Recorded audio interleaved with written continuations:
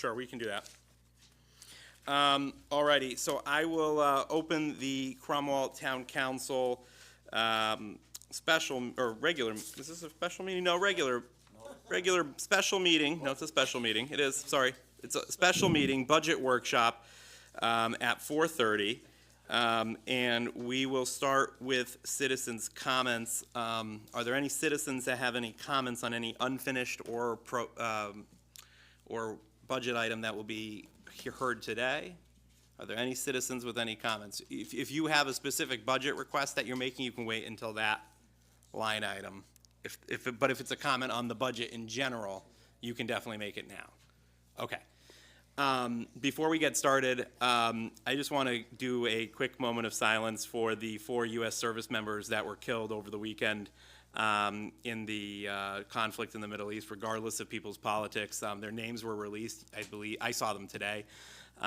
Captain Cody Korick, Sergeant First Class Noah Tehanis, Sergeant First Class Nicole Moore, and Sergeant Declan Cody.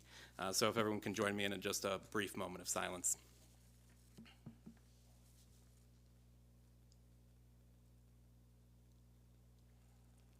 Thank you. So with that, and I'm seeing no citizens' comments, we'll now move on to unfinished budget items from yesterday.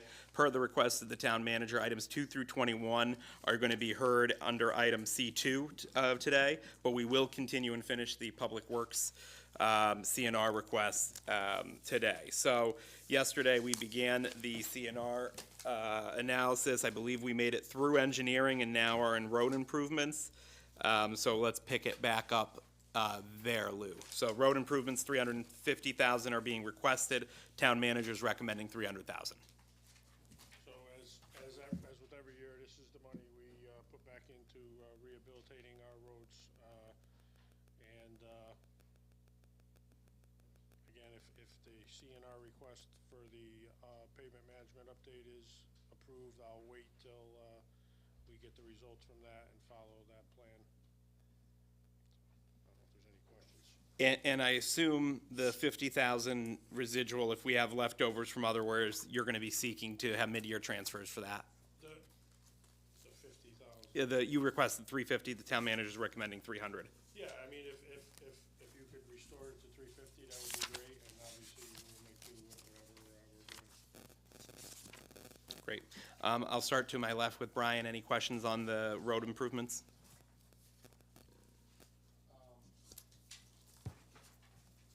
This 350 or 300, whatever we decide on, is this for studies? What is the This is for actual paving and. actual paving? For the roads, yes. Okay. The 30,000 yesterday is a once every 5 or 6 year thing, and this is, the annual. Right, that was for the software and whatnot. Goes right to the roads itself, yeah. Okay. Paula, any questions? Al, any questions on the road?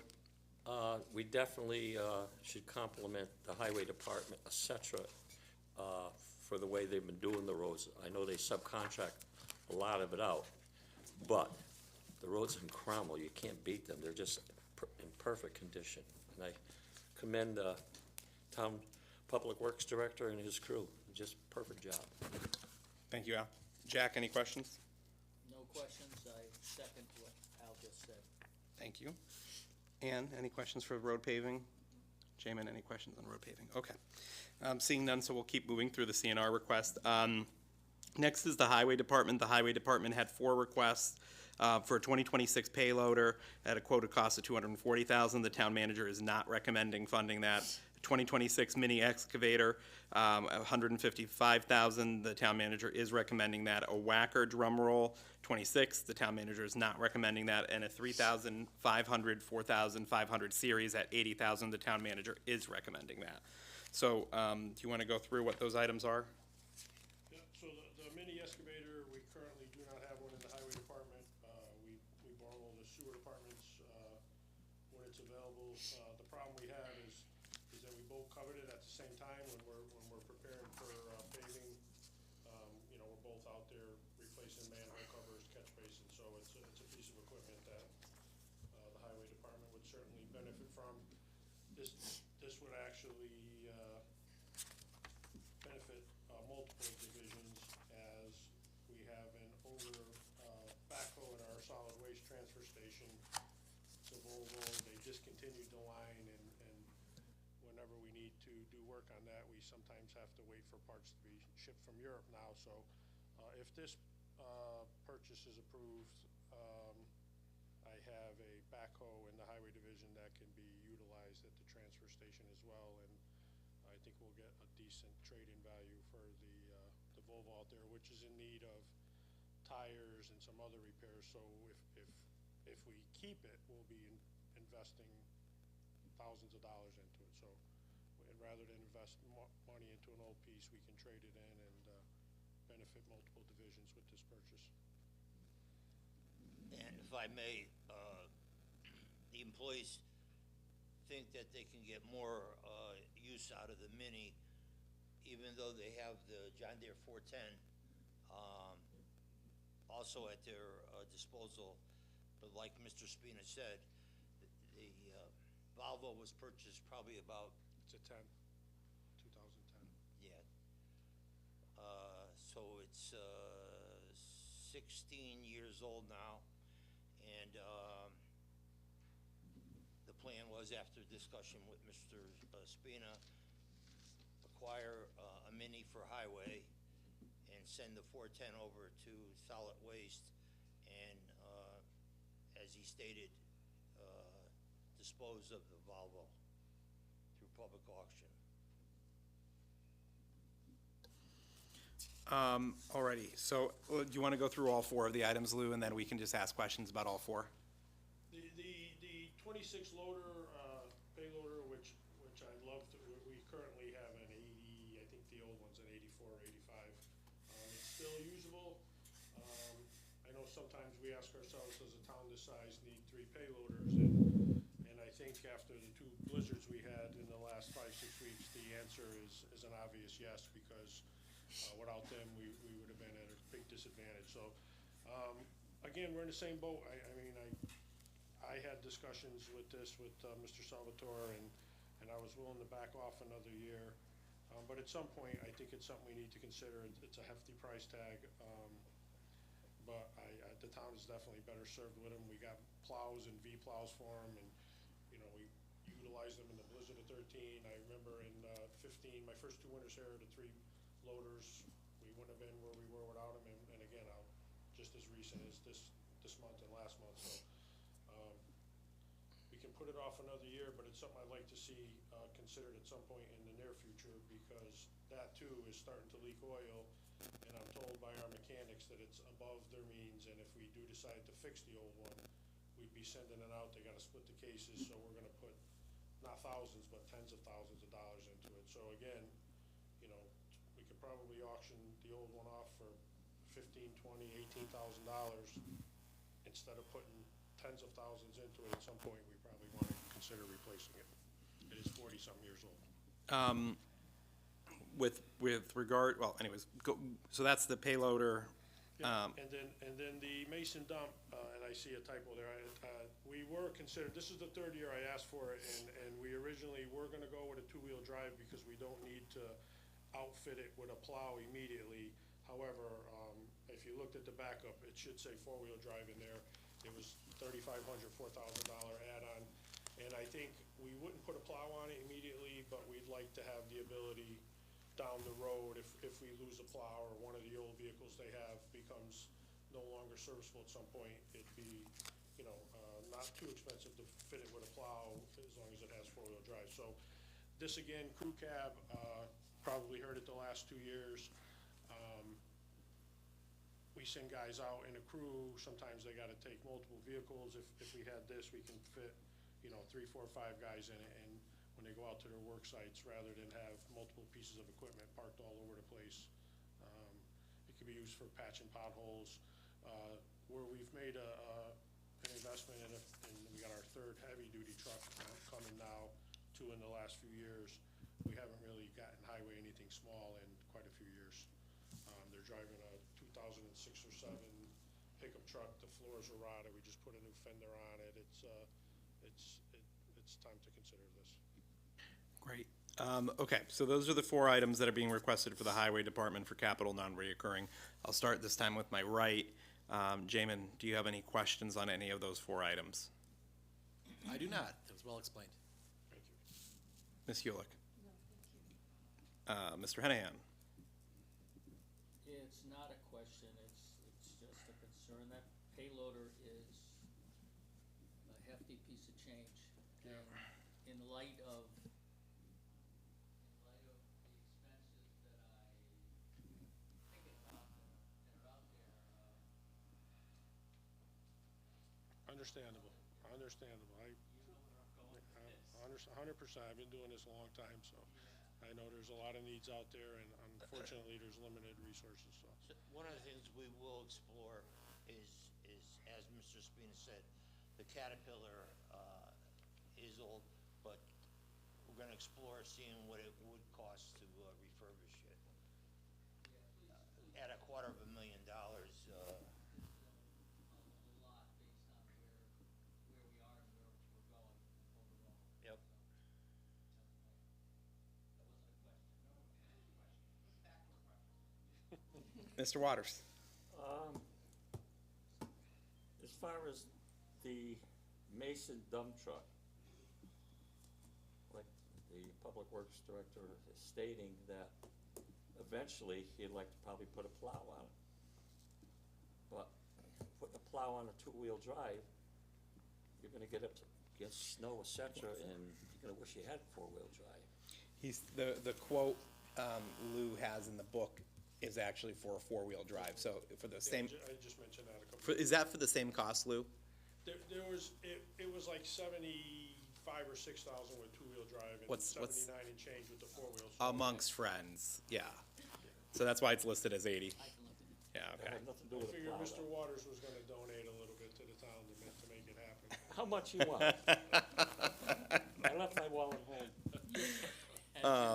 So that's you're gonna get something actually.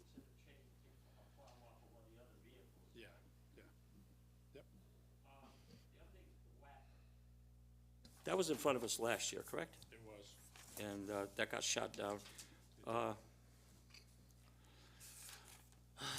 I will have to agree with the town manager saying, the mini excavator though, and you're talking about using the sewer department.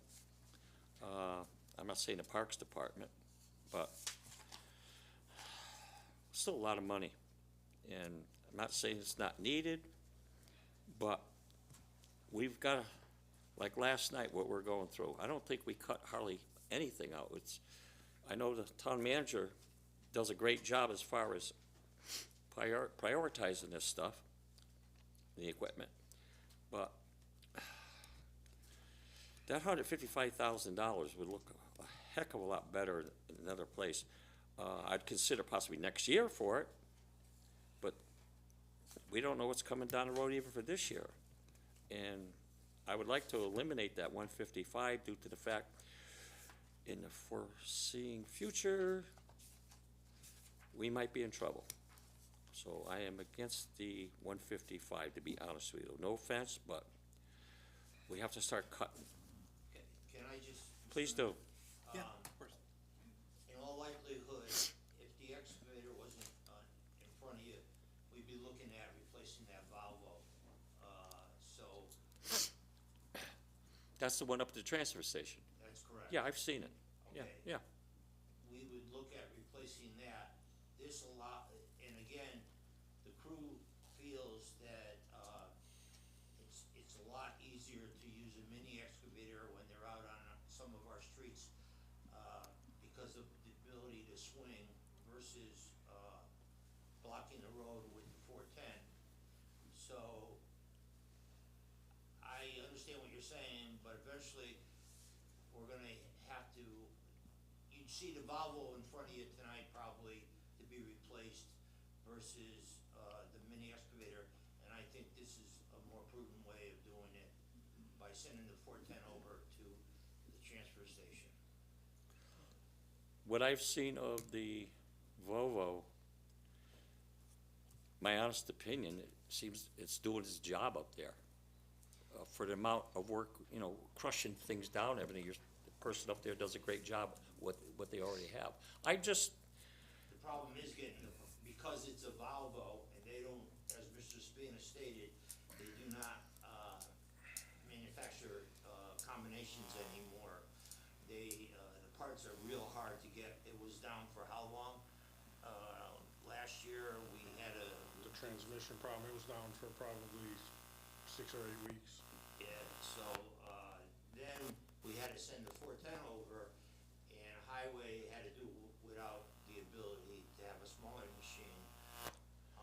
So again, eventually, this is gonna come around with the loader and other, so I feel that this would be prudent to keep in tonight.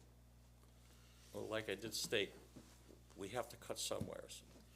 As How far about- as the Let me, departments, excuse me, Jane. Yeah, go ahead. You have departments interchangeable with one another, like the crack sealer, when you first started doing a crack sealer, you were involved with Portland, borrowing it back and forth, which was a great relationship. Now you have it within town, to use vehicle or equipment within.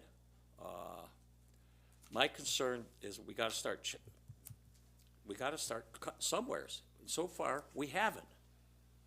Okay. I'm not gonna remind argue you, with you with that, this but is we have to. capital, And this comes out of, this is presently has not ever been in the budget and taxed for. It- That may change this year, but presently, based on what you have before you, that should not occur. okay, so let me, I'm sorry to jump the line, Brian and Paula, but let me just ask a follow-up question here, and then Jamin had a comment too. So, you know, this is a new purchase, right? This item is a new purchase. It's not, is this replacing an existing stock item, or is this a new stock item? Like, is this a new item, or is this a replacement? It would ultimately replace Okay. the Volvo at the Okay. transfer station. How, so funny, you keep saying Volvo, and I'm thinking of like a sedan. So, with like a little, anyways, how often is this excavator used? Is there an opportunity for multiple departments to utilize it, or is this something that's being taken out for 2 months of the year, you know, once a week, and then it's sitting in a garage? So, like, what is the frequency of use that would be for this new piece of equipment? They would use it all year long. I mean, Okay. would there be times when it sits for a week or two? Potentially, but if we're out there doing road work and replacing 60 or 80 tops this year, that's the piece of equipment they'd be out there using.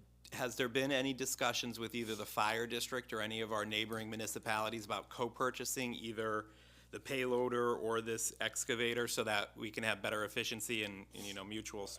Actually, the fire district borrows the sewers mini excavator occasionally as well. Okay. So, And they went out and purchased their own last year. too small for us. They bonded it, but it's a smaller machine. Yeah, it's too small for us. And, yeah, as Mr. Spina said, it's too small to do what we do.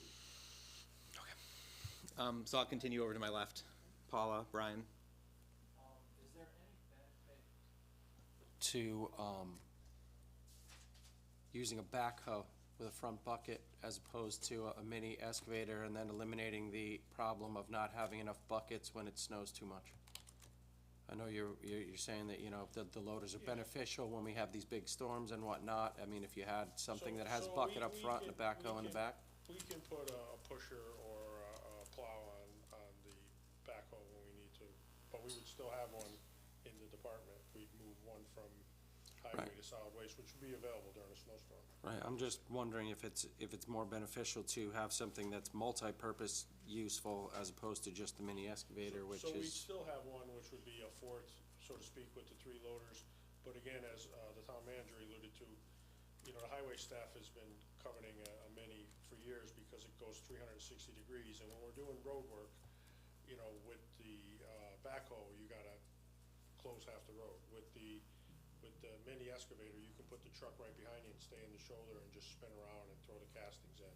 So it's a little more efficient in that respect, and it creates a safer traffic pattern, if you will, so. that was up. Okay, moving to the, next department here to review, we have building maintenance. There are 3 requests. Replace all existing lighting in the town hall to, I'm assuming it says 2 LED. It's cut off, but it just says 2. That one we discussed last night, and in Yep. fact, the company in question, you'll see it in next Wednesday's update, sent a new proposal this morning after reviewing it. There's even a little more savings, so we have the ability to get the lights done without any upfront appropriation. So Great. no need to worry about that one. I love that. Double library door, I think we also talked about this a little bit last evening as well. So this is the one down closer to the archway, you know, you go down the hallway by the senior center to the right before you hit the library. When we just did the 2 main doors, the front and the back, last year you did an appropriation. We did, have some work done on that, and it made some improvements, but we're still having issues. And again, that door is it was put in 1985 when this, building was rehabilitated, so we're just looking to replace and update and get something a little more functional. I guess it pops open a lot, you know, gets stuck, then pops open, so, just trying to put a good, safe, secure door there. And Just really quickly, is that the door that the senior bus drops people off at the rear of the senior center? no, they use the one we repaired right out back. Okay. More often. I mean, they do occasionally do it, but, you know, it's certainly a fire escape, and staff uses it. You know, it's near the employee lounge. It's between the employee lounge and the library, so. Understood. Okay, and then the last item in the building maintenance department So is a again, a as refurbishment. we try and add longevity to our existing equipment, for 3 years in a row, building maintenance has put in to replace, their 2012 Mason dump. The reason I never advanced it here is because the truck only has 39,000 miles on it. They don't put a lot of, it's a 2012, so they're averaging, you know, 3,000-ish miles a year. It does, however, the dump body's rotted badly, and we've welded plates on it over the years. We actually sent the truck itself out, had the chassis frame sandblasted and painted about 3.5, 4 years ago. We spent several $1,000s. So, with that said, the chassis solid, the dump body shot, and the cab needs some floor work and some rockers. So, for $13,000, I can put an all-season stainless steel dump body on it, and we're talking, we're estimating somewhere based on the truck we just rehabilitated from Parks to solid waste, that for $6,000 or $7,000, $8,000, we can get the floors done, the rockers done, and get the cab repainted. And again, then you got a refurbished truck with 39,000 miles that will hopefully be serviceable for the next, 6, 8, 10 years. So is that what gets you to that, that 22,000 number? Yeah, so he came in for the 3rd year in a row, John Gillenhammer, building maintenance superintendent, with a proposal from a new car dealer for 80,000 for a Mason dump truck. And again, based on the limited mileage, 3,000 miles a year, but it is a piece they need. They certainly use it during snow, they use it to get mulch and do landscaping around here in the spring, and I mean, it's a piece of equipment that they definitely need. It just gets such limited use. Again, with everything else in the competition for the funds, I don't know how we justify 80,000 when 20 to 22,000 puts us in a good place for the next foreseeable future. Good, thanks. I'll keep going to my left. Any questions on that building maintenance request, the 3 of them? Well, the 2 of them, really. Can I just go back to, I had a comment Go to about my right, the, sorry. Go ahead. I had the comment before about the excavator. Go ahead. I was just curious, I mean, kind of going back even further to yesterday, the Nooks Hill Road Fire District Pump House. I mean, it's $100,000 to knock it down. I don't think that's something, I mean, I agree, blight's bad, but maybe that's something we could knock off as kind of a horse trade in a way to make swallowing the cost of the excavator a little bit more palatable. I mean, that pump house isn't going anywhere. Maybe we could even have someone go paint it. I don't know. We did something with the old gas station. I don't know, just a thought, like to save $100,000 at least on that. I don't know what people are thinking, but I just wanted to bring that up as we're discussing the excavator. Maybe that's a thought that others have had. I don't know. Yeah. All right. Moving along. I'm just curious. Lou, what was wrong with the door at the library that you want to replace it? So first, this goes back the last couple of years, and again, so we made an appropriation to fix the two main sliders last year, a year and a half ago, I don't remember. But we also, when the company was here, had them look at that door, and they said, oh, we think we know what's wrong with it. And we spent a little money, I don't know, $1,000, $1,200, I don't remember. And they worked on it, and they did this, and they did that, and we thought they had it right, and then it's, a month later, it's getting stuck again. Then they come back, and, so we didn't pay them. I didn't pay them for, we made them wait a long time, and we kept having them come back, and they just went on for months. And then they got frustrated with us, and, it's an Throw in the old towel? door, you need some parts internally that you're not gonna find at 40 years old. So we did what we can do, we did the best, we made an improvement was their attitude, and I think we finally ended up paying them after months and months, but, now, sometimes it opens on its own, sometimes it won't open at all, so. Oh, that's fine. Which presents, an egress problem. So you didn't call Ghostbusters, something, okay. What's that? I got cheesy Again, humor. the door's 40 years old, so.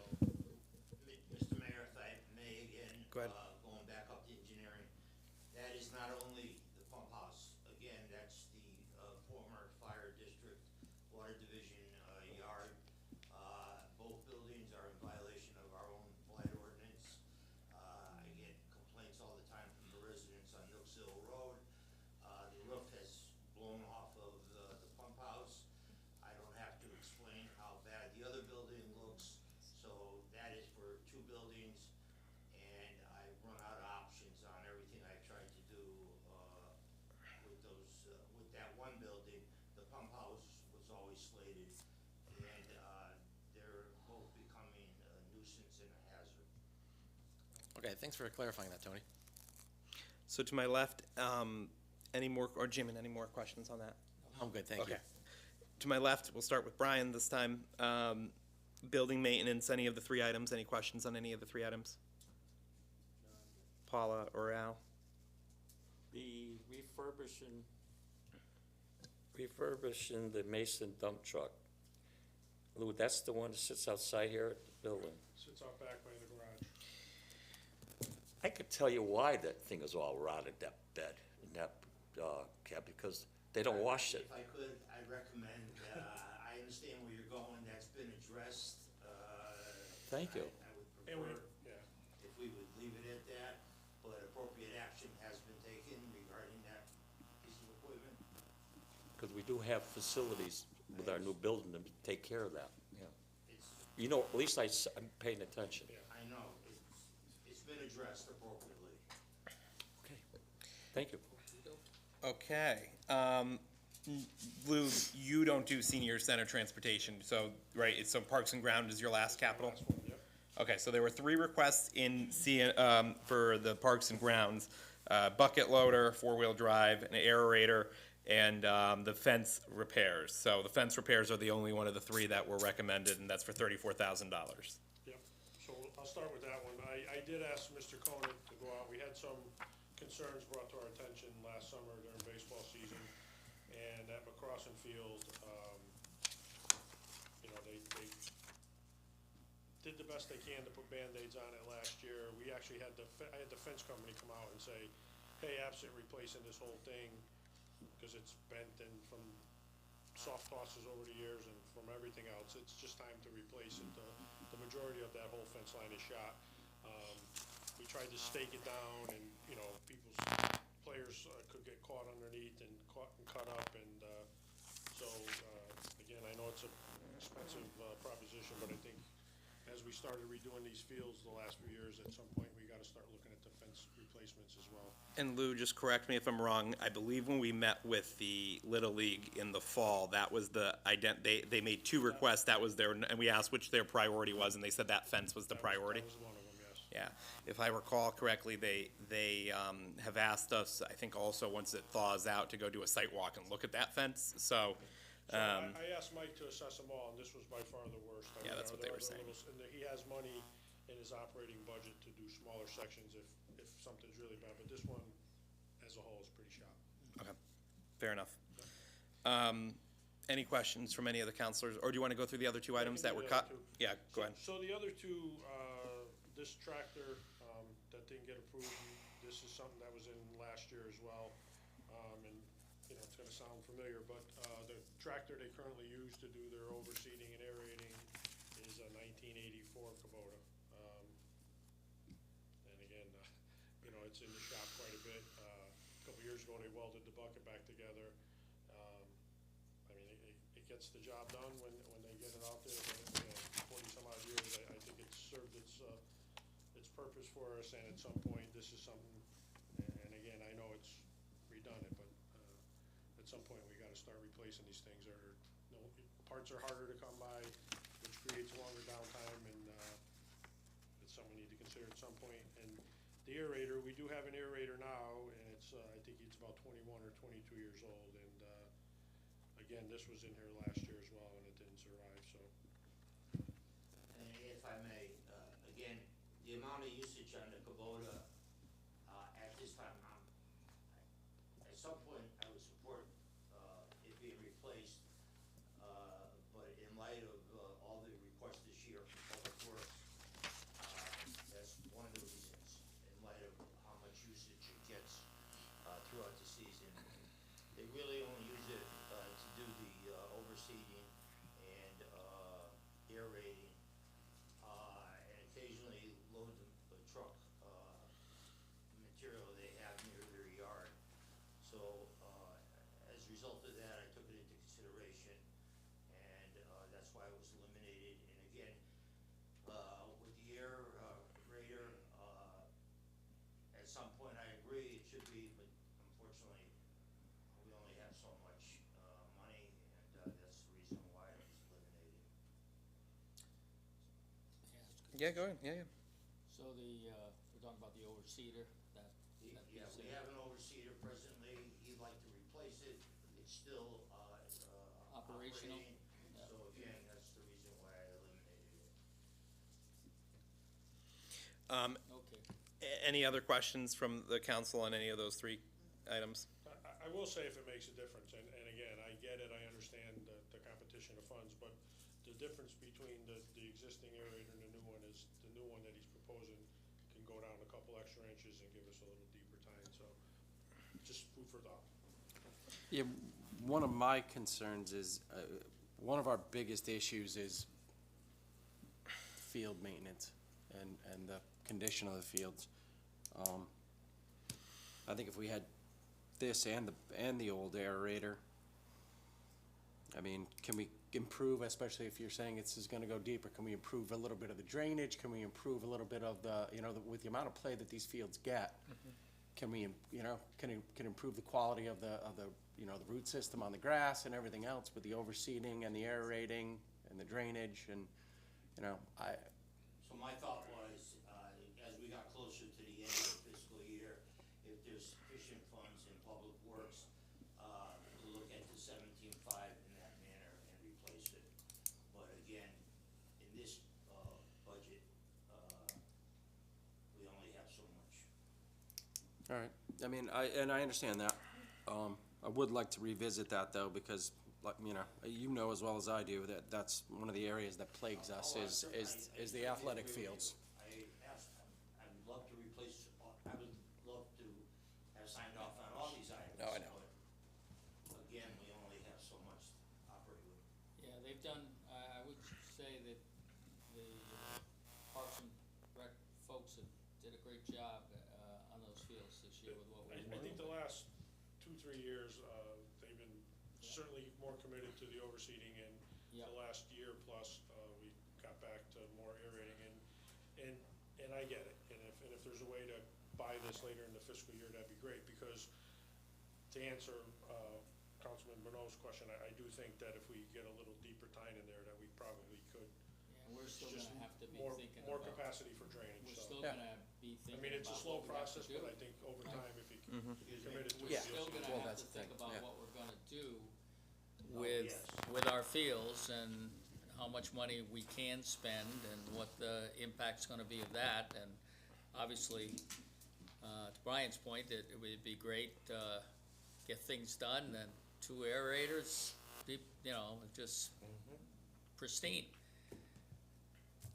But it comes down to money. So, So, okay, go ahead, Al. My colleagues, I feel the same as far as what they're feeling, as far as overseeding.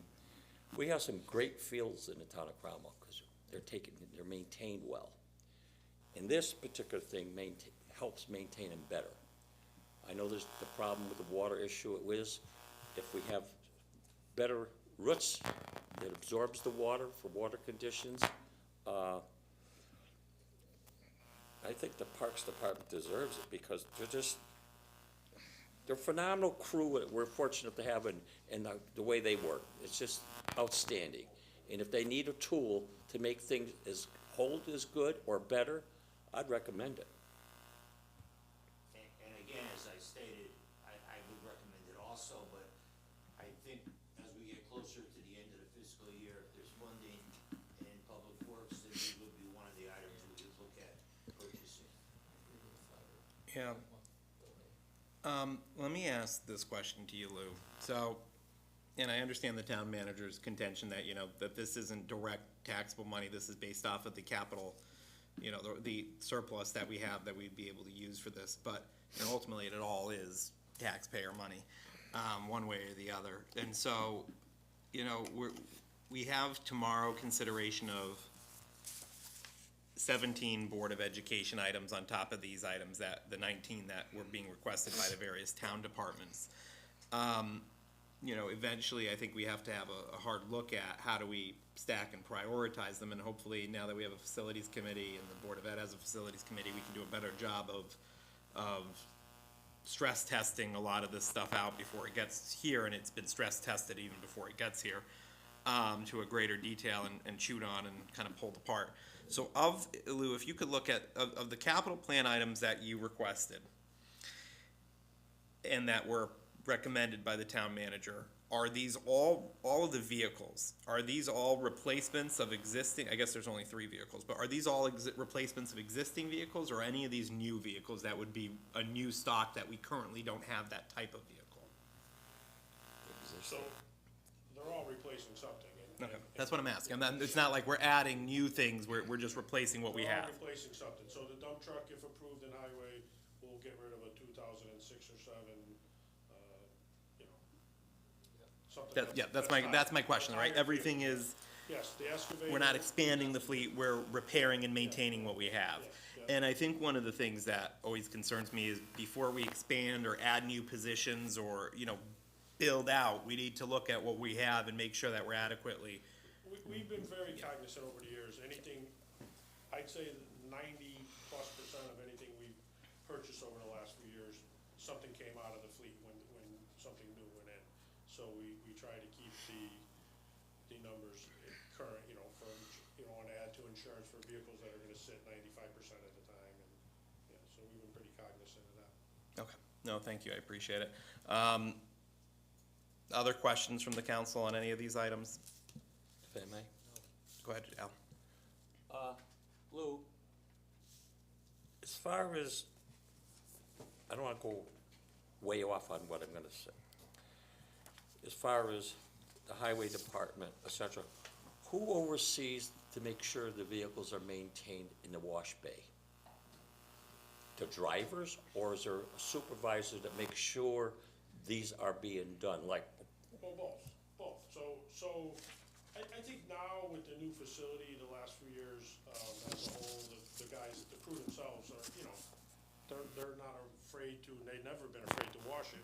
Now they have a facility. Down there, they were standing outside with a fire hose, so, you know, winter like this, things are gonna freeze on the spot, you know. So certainly the last 5 years, I think as a whole, the crew themselves have been more proactive with it. But occasionally, we have to remind them, you know, and, you know. initially, It's kinda simple. Highway, most of the heavy 6s are assigned to drivers. Yeah. So they're responsible for their trucks. A lot of the equipment you're talking about or inquiring about don't really have a driver assigned, so in effect, it's then becomes that division's foreman. That division's foreman should be inspecting his equipment and making sure then that he directs it to be cleaned if it needs to be cleaned. Well, the reason they put that wash bay in there, if my memory serves me correctly, is to cut down on rust, et cetera, so that vehicles last longer. And that was a whole thing behind the wash bay.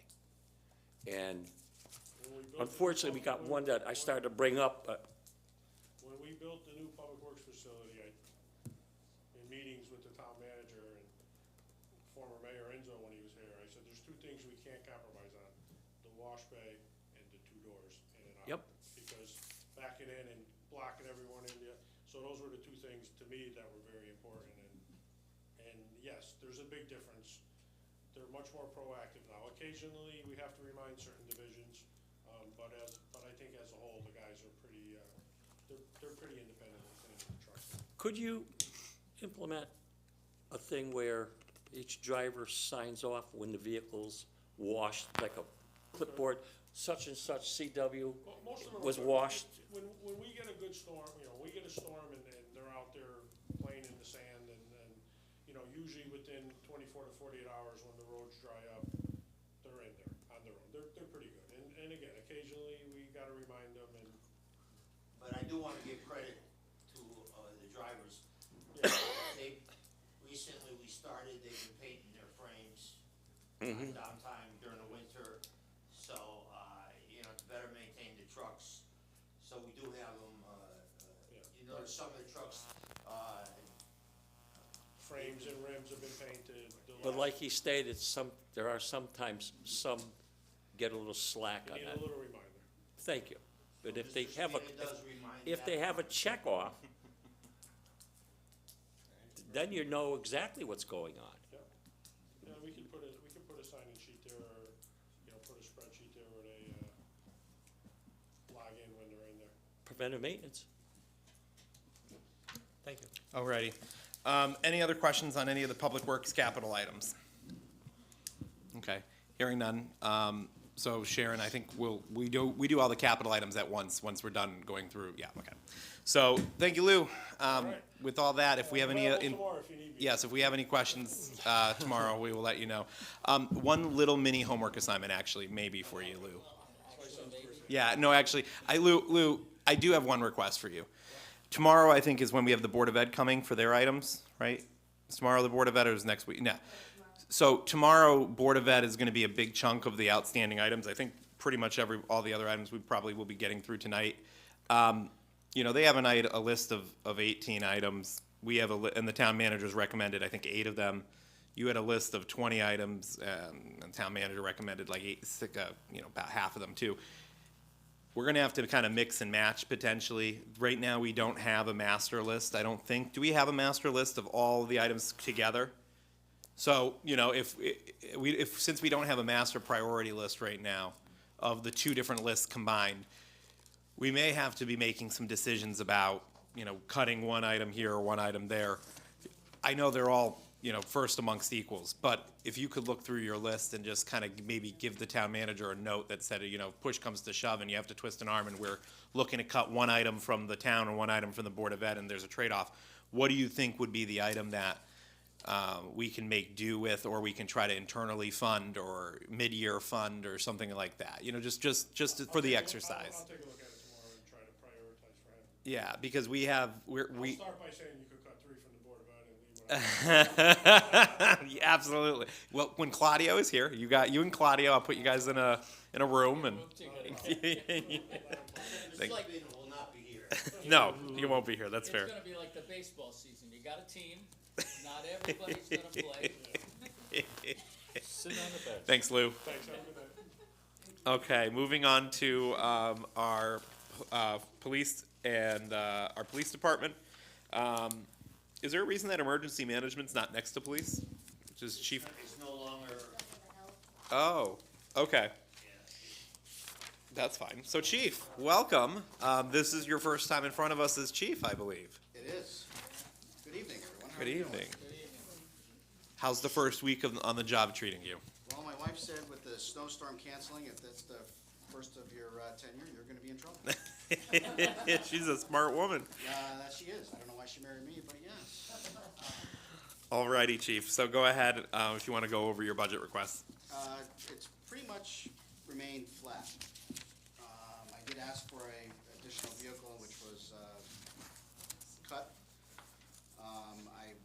Training and overtime is the biggest areas of increase. One goes hand in hand, costs of the schools are going up, and then you have to pay the officers who are usually on days off in order to go to the trainings. So I've asked for a slight increase in each one of those, and the other increase was $1,000 for contractual for our telephones. And I also asked for $10,000 for their rifle. They're kept in the back of the patrol vehicle, so in case that moment happens, they put it over their outside uniform, and then they can go in and take care of business. Alrighty, so I'll start this time with some questions that I had. What is the communications budget? Is that like cell phones for people? Is that dispatch center? What does that $142,000 go to? Everything. Everything. Okay. Everything. Radios. Radios, everything. Okay. And that's, it looks like that is fairly well used every year. So is the problem that you're replacing equipment every year, or is it that? It's contractual. Okay. He's got a maintenance contract Yeah. that chews up most of it Okay. for the dispatch center. Got it. Got it. And I know the explanation for the training is because of new state requirements that are requiring more active training and more hours per officer. So, And I'm sorry, I didn't mean to interrupt. No, So, go. just part of your communication, so like would be our next gen, so our CAD system, computer, records keeping of that nature. Everbridge and, our recording systems for, interrogations and things of that nature. got it. And then, my other question was with vehicle maintenance, that seems to be I see that budgeted for 30, in the last 2 years it doesn't go past 20. Is there, is this vehicle maintenance beyond services that the town can provide, or are these when you have to actually go somewhere outside of the town, like a third-party contractor to get the vehicles repaired? So the town yard, Public Works, the highway department, garage will take care of it. So, vehicle maintenance would include tires, oil filters, oil, windshield wipers, bulbs, anything that has to do with the vehicle itself. But it is both. Okay. If he blows the transmission, 5,000-6,000, that comes out of this fund. Is it? Where? When you go to the maintenance shop up there, highway department, and anything that's put on any of your cruisers, et cetera, comes out of this budget here, Correct. correct? That's what Yep. I thought, yeah. Okay. So the fleet has been relatively new, so it's, we've been lucky. Now we're getting up to, the vehicles are now between 30 and 50,000 miles, so now we're looking at more maintenance cost of whatever can go wrong with them. Got it. Any other questions from the council on my left or on the police budget? Anything on my right? No. Okay. So the 10,000 is for these, can you just repeat what that's for? Would you like me to show you? Yeah, I saw you brought a prop, so I was wondering if that would be coming out at one point or another. So you didn't bring it out, so I wasn't sure if that was indeed what it was for or not. I thought this would be just a quick, in and out, but this is something that we keep in the back of the car. Okay. So it's designed to stop a rifle round as opposed to the guys who wear the normal vest will only stop a, usually a handgun. Okay. So this is, the plates inside, they're heavy. And the carriers will keep, we're just looking to replace the plates that are inside the vest. Understood. Thank you. I think visuals are helpful. And then with regards to overtime, because that's a creeping up expense, I know overtime's a problem everywhere, but is that a staffing issue? Do we need to look into hiring more staff in the future in order to, so we have more people on rotation to cut down on overtime? Is that just the way that the nature of the business that people are working, they get back at, whatever, 800 hours and they have to stay and finish a report and that's overtime, you know what I mean? No, Like, it's a little bit of both. I mean, Okay. so now that we've increased the overall wage of each officer. yeah, So now it costs more for them to stay. So again, with hand in hand with training, so if we have a day of firearms, usually we have a training day of firearms in the spring, usually have a training day of firearms in the fall, and you're looking at 28 officers have to go through qualifications, and most of them are usually on days off when this happens, so you're paying time and a half for 12 people for between a 4 and 6 hour program. You're looking at $10,000 for each training session. yeah, makes sense. So that's what's eating it up. Okay. Thanks, chief. Yeah.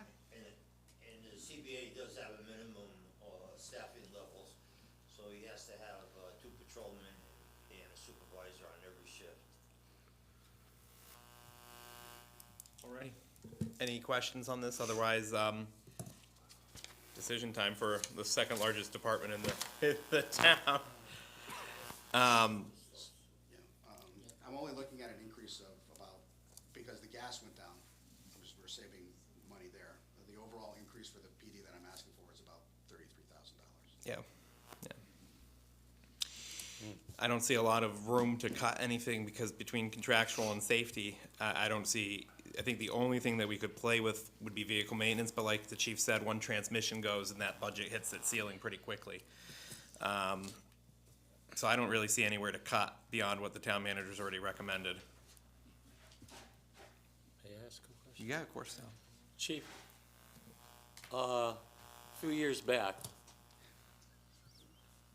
the officers, we reimbursed them for going out and get educated, like getting degrees, bachelor's degrees.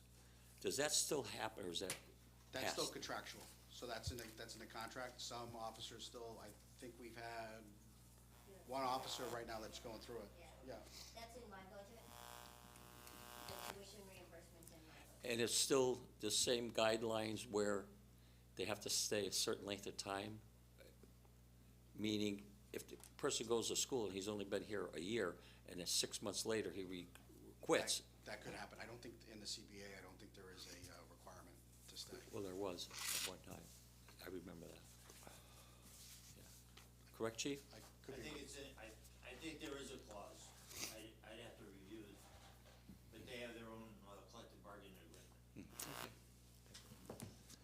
Okay, so, the proposed budget for the for the police department is $4,770,439. I'm not personally seeing anywhere that we could safely cut and not sacrifice either safety or vehicle maintenance in a way that I think would be responsible, but, unless somebody else is seeing something I'm missing, I'll accept a motion to approve the $4,770,439. So moved. Jamin, seconded by Jack. Any further discussion on that? Hearing none, all those in favor, please indicate by saying aye. Aye. Opposed, abstention, motion carries. Okay, next, animal control, which is, number 37.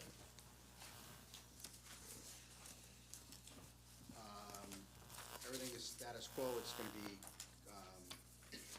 based on the CBA agreement that's currently in negotiations. Any questions from any of the counselors on this budget? What's contribution mean? Like, we donate to various charities or something? Like, what it says, there's a line that says contribution. What does that mean? No, Like, is that, Pause for Planets or, in all the years, I've never heard that one. No, I'm just wondering, contribution, like, what are we contributing to? $9,900. That makes up the difference from what we get from the state to what we need. It's hard, but to get to the bottom line of the budget, from what we contribute that funding. Give it back. We have to give it back. I got it. Okay. Okay. I'm fine with that. And absent any questions, I'll accept a motion to approve the $102,622. So moved. Second. Made by James and second by Jack. Any further discussion on that? Hearing none, all those in favor, please indicate by saying aye. Aye. Opposed, abstention, motion carries unanimously. Thank you, Chief. Thank you. Chief, just one of the things to think about is now that we have the Facilities and Asset Committee, I know you asked for a vehicle, I think the previous chief asked for a vehicle. If you want to create a catalog of all of your vehicles, how many miles they have on them, and then, you know, the stuff that actually goes inside them, which are. Oh, it's in the book. Okay, great. Just something to keep in mind. And I know that the vehicles are not actually just vehicle costs. You have the laptops and the computers that have to go with it, the storage, the cages, all the other stuff. Yeah, so, thanks, Chief. You're welcome. Thank you. If I just, very quickly, are the new cruisers up to $80,000 now? Depend, like, just like the mayor said, the cruisers are anywhere, but they're about 50,000, and then, but. That's what state bid. Yeah. But then you have to put all the equipment inside. Right. Yeah. Yeah. The Tahoe is 60. Refurbish it over. So now we'll move on to item 12, which is donations and dues. There are a couple changes to this. The finance director will be passing it out. I believe the changes from this are the Historical Society changed and the Cultural District changed, and I think the Community Events Committee changed too, because it says 0 out for them, so I missed. No, I created a budget page and boards and. Oh, that's smart. That's smart. Okay, makes sense. So, I received these after the fact.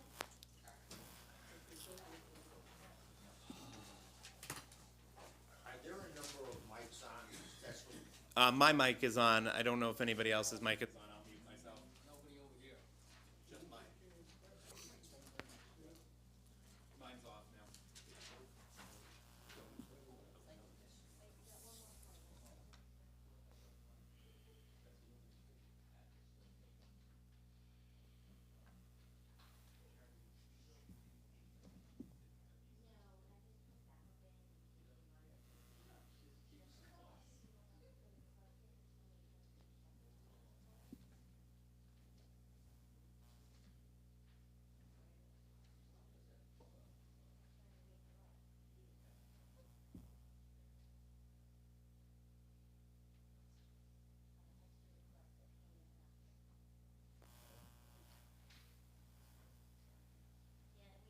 number in there for the Historical Society. And I had asked the Historical Society when their letter came in asking for additional funds to provide more details about why they're looking for an increase. And then we'll talk about the Cultural District separately as well. Okay, so Sharon, whenever you're back to your home base there, if you want to talk through the requests and what is being requested by whom, and then we can move from there.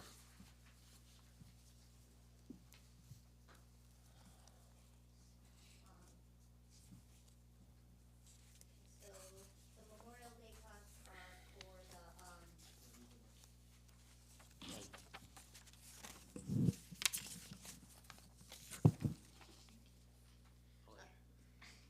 Memorial Day costs are for the parade that is put on here in town.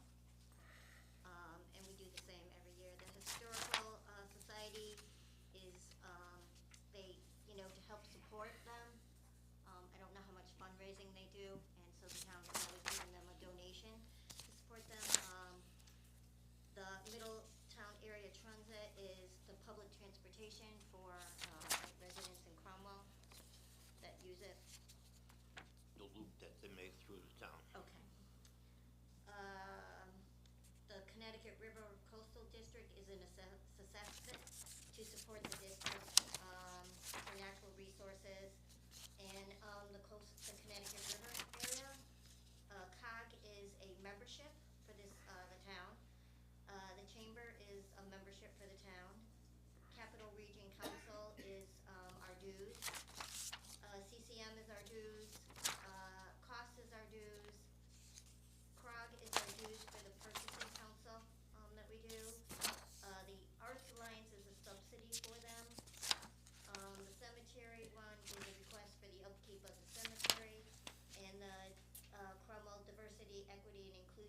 subsidy for them. Okay, so I know we have some folks that are here from various of the groups to present on, some of the requests, but before we get there, so, Can I just add, oh, sure. I don't think I cut any of the requested amounts for this year. What's your opinion on, I cut,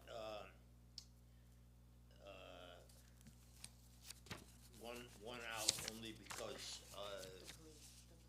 They were, you thought they were overstated on the police number. yeah, oh, with the human library project they wanna do, right? Yeah, it's We put together costs, and we went over this with, the youth director. it's too high. Yeah, and we, the They- current town manager just reduced the police. They probably can get I mean, like, not for nothing, but I know that a lot of times, like, sometimes if groups will give donations for things too. and of course, the creative district went out, no longer. So those were, and,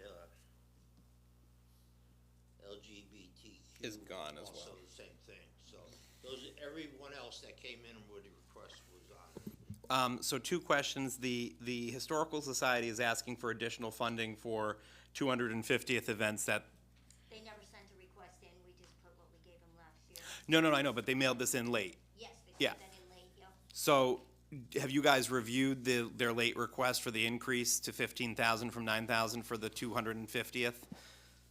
And do you have a recommendation based off of the increases that they're looking for the events that they're doing? I think this year they said that they're doing Liberty Trees, a music festival, 250th Music Festival, a Living History event, and then additional new signage for the 250th. I mean, there's a list of a bunch of, you know, yeah, $6,000 worth of increases, and he has $6,000 worth of new programming that they're looking to put on. So I don't know if we've assessed if we want to fund part of those, all of those. It's also, I know it's unique to the 250th, and they're our designated 250th group. Are we just, for the 250, this is a one-time deal only, correct? I believe that, I mean, we could stipulate that and make it clear, but these are, when I talked to Mr. Donahue about this, he indicated that they were gonna try to do an increase of programming this year in light of the 250th. And I asked, initially, he had just sent the letter without the addendum, and I had asked him, you know, I didn't think it was enough detail to say, okay, these projects are gonna be $6,000, does that entail? So I asked him to be more specific about each of the programs that they were looking to do. I mean, I reviewed this, I mean, I have to go along with, you know, what they're stating. They're looking to, do more because of, the 250th. Which they do. I would, be inclined that, if the council is agreeable to approve it, that it be stipulated only, again, for this fiscal year, so that we would revert back. Do you think it's worth it, Sharon, to put as so Historical Society keeping it flat and then adding a line that says 250th? And then say the 6,000 for the 250th, so it's clear that it's 250th programming is the 6,000? Yeah, I think that's a good, suggestion. Yeah, I would like to do it like that, because I think that way, there's not a question about, you know, oh, what was that for, and what do we do that with? I mean, some of these projects are really, I mean, I like the idea of the Liberty Trees. I think the markers for the Revolutionary War veterans are really unique and kind of a great idea. I know he specializes in revolutionary music, so I can see him wanting to do the music festival. Yeah. It's for the good of the town of DeQuara. Yeah, 250th only comes once. In our lifetime. Are you with the Historical Society? I'm with the DEI committee. Okay, let's just finish the Historical Society discussion, then we'll take the DEI. We have somebody from the cemetery as well. From the Cemetery cemetery. Committee. No, Oh, my God, Jack. committee was the word we were. Okay, so that would be one proposal that I have, and then we also have a letter from the Cultural District Commission, and they indicated that, so a couple of updates for you all. So they have gotten phase one approval from the state. They are now moving on to phase 2 approval, which is a site tour that they have to do. So they're gonna have to come in April to do a tour of Main Street. The entirety of Main Street was approved, and so we're gonna be trying to put together a tour for them. Remember, that does come with that shiny $1,000 grant. So just don't forget what we're, the extra carrot there. Yeah. But that said, they have made 2 requests. I think one we can deal with maybe later. One is immediate funding. They're looking to set up things for the cultural district now that it's been approved. That's for $4,500. They want to do a brochure. They want to do banners. They want to do, for their walkthrough in April, they're looking for water and refreshments, and then they want to try to get a website started. They have to, one of the requirements of the cultural district, phase 2 is they have to develop a marketing plan, so I think all of this stuff is part of their marketing plan. But I think for the budget request for 2026, they have it listed as they want to assume the $1,500 that the creative district used to have, since the creative district no longer exists, and they're going to be taking over the jurisdiction of them and I think some of the programming that they did. So they're asking for the $1,500 that was previously for the creative district to be earmarked for the cultural district, unless folks want to act on their other requests. But the other request I think needs to go on our regular meeting agenda, because those are short-term. Those are like, for stuff for the walkthrough website, that all seems to be like for this, like for Can I shorter ask you a term. question? Yeah. Would it be advisable for us to get something that would suggest what those programs would be? So we would have an idea that they have an idea. Yeah. Because There's right now, it's just give us money and we'll figure it out. There's a second letter that I know they're working on, but their next meeting is Monday, so they weren't able to approve it before this. I mean, it's $1,500. That's certainly an amount that they can come back to us for if we want to approve it based off of Right. event by event. We could do it that way as well. Up to you. James, did you mention the secretary for the, That's not in, Well, oh, it's it is. You know what? listed, It is but with listed no money. with no money. They're looking for a secretary yeah, for their monthly meetings, but they didn't put a list of a cost for that. Well, that would be the cost, that was approved by this body for all our, clerks. Okay. Well, what is that? $75 a meeting, and then every hour after 3 hours, it's minimum wage. So about 75, 100 at the most. And they meet once a quarter, technically, and then some. They've been doing special meetings more recently, but they're normally once a quarter. So why don't we do this? They have their meeting on Monday the 9th, the special meeting Monday the 9th. Why don't I go back to them and ask them to come up with some more specifics, and they can come to our town council meeting next week? So Or do you you- hold the budget open then until, Or Sharon, do you need it closed before next No, Wednesday? You have to close it that night. Yeah, so, Okay, that is your last day, you can close it. okay. So let's leave that open for them to come back with some stuff on, because I can hear that folks want more information about what they're doing and what they want, and they have a meeting Monday, so they can workshop it on Monday. But we have the Historical Society, so I'm just gonna write here, the Historical Society. We're gonna add a line item for $6,000 for 250th. And then, we have our members from the different groups. Who wants to go first? Mr. Newton, do you wanna go first? Mr. Newton, go ahead. And Mr. Newton has something to distribute to us as well. yeah, sure. Good evening. Most of you know me. My name is Dick Newton. I'm presently the president of the Hillside Road Cemetery Association, and I'm here to talk about your donation. I have like he said, I have a handout, but I'll give you that later because that's something special for us. As you know, I'm not gonna go over all the stuff I told you last year. I'm just going to tell you what the problems are maybe this year. As you probably know, we have one source of revenue, that's the sale of plots. We have 2 contractors that we use to, one is a landscaper. He does our mowing and trimming around the monuments. And the other one, that's Chris Philippi, you may know him, he grew up in Cromwell. And he's been with us for about 4 years, 5 years. And then the Chaya brothers do the excavating for the burials. And Mr. Philippi has kept his price the same for us for about 4 years now. And he does a great job.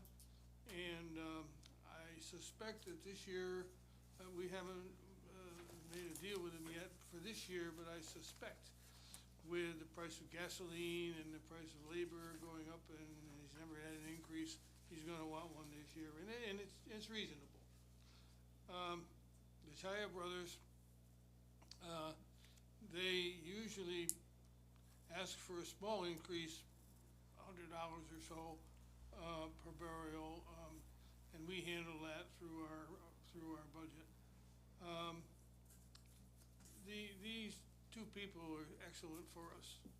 We went through a period of trying to find a landscaper to do our mowing. Normal people don't do cemeteries. I went to every single landscaper in the town of Cromwell, and I got no interest, because cemeteries are kind of an odd thing. It's not the mowing, it's the going around the monuments and the cutting the grass around the monuments and all that. It's very, very intensive. So we're glad to have Mr. Philippi around, and Philippi, I'm sorry. And I think he's gonna ask for an increase. But anyway, that's the part of our revenue. So for some reason, our past year's sale of plots has been, since 2017 or so, we've had 15 sales, 10 sales, 8 9 sales, and for some reason last year we sold 2.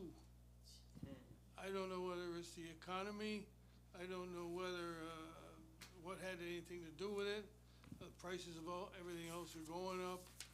We've stayed the same, but that was most depressing, I gotta tell you. And this year, of course, it's only February, March, but we haven't sold any yet, but it's winter. And most of our sales, I think, come around in springtime and summer. Winter is just not a good time to show people a plot because there's this much snow on the ground. So hopefully, we will be selling more plots in this year we did last year. But last year was a horrific year, and we took a loss of over $8,000 in our budget. That's expenses over revenue, and we ended up with a deficit.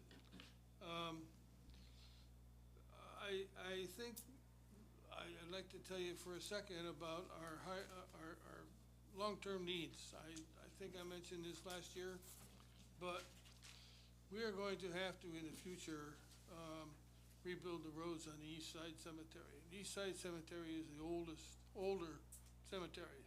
Started out in like 1850 or something like that. And I think there was just blacktop laid over the dirt road. No base, no anything. You could tell that by the way they've been wearing in there, and they're kind of in horrendous shape. The west side is a later addition in the early 1900s, and that's not so dire.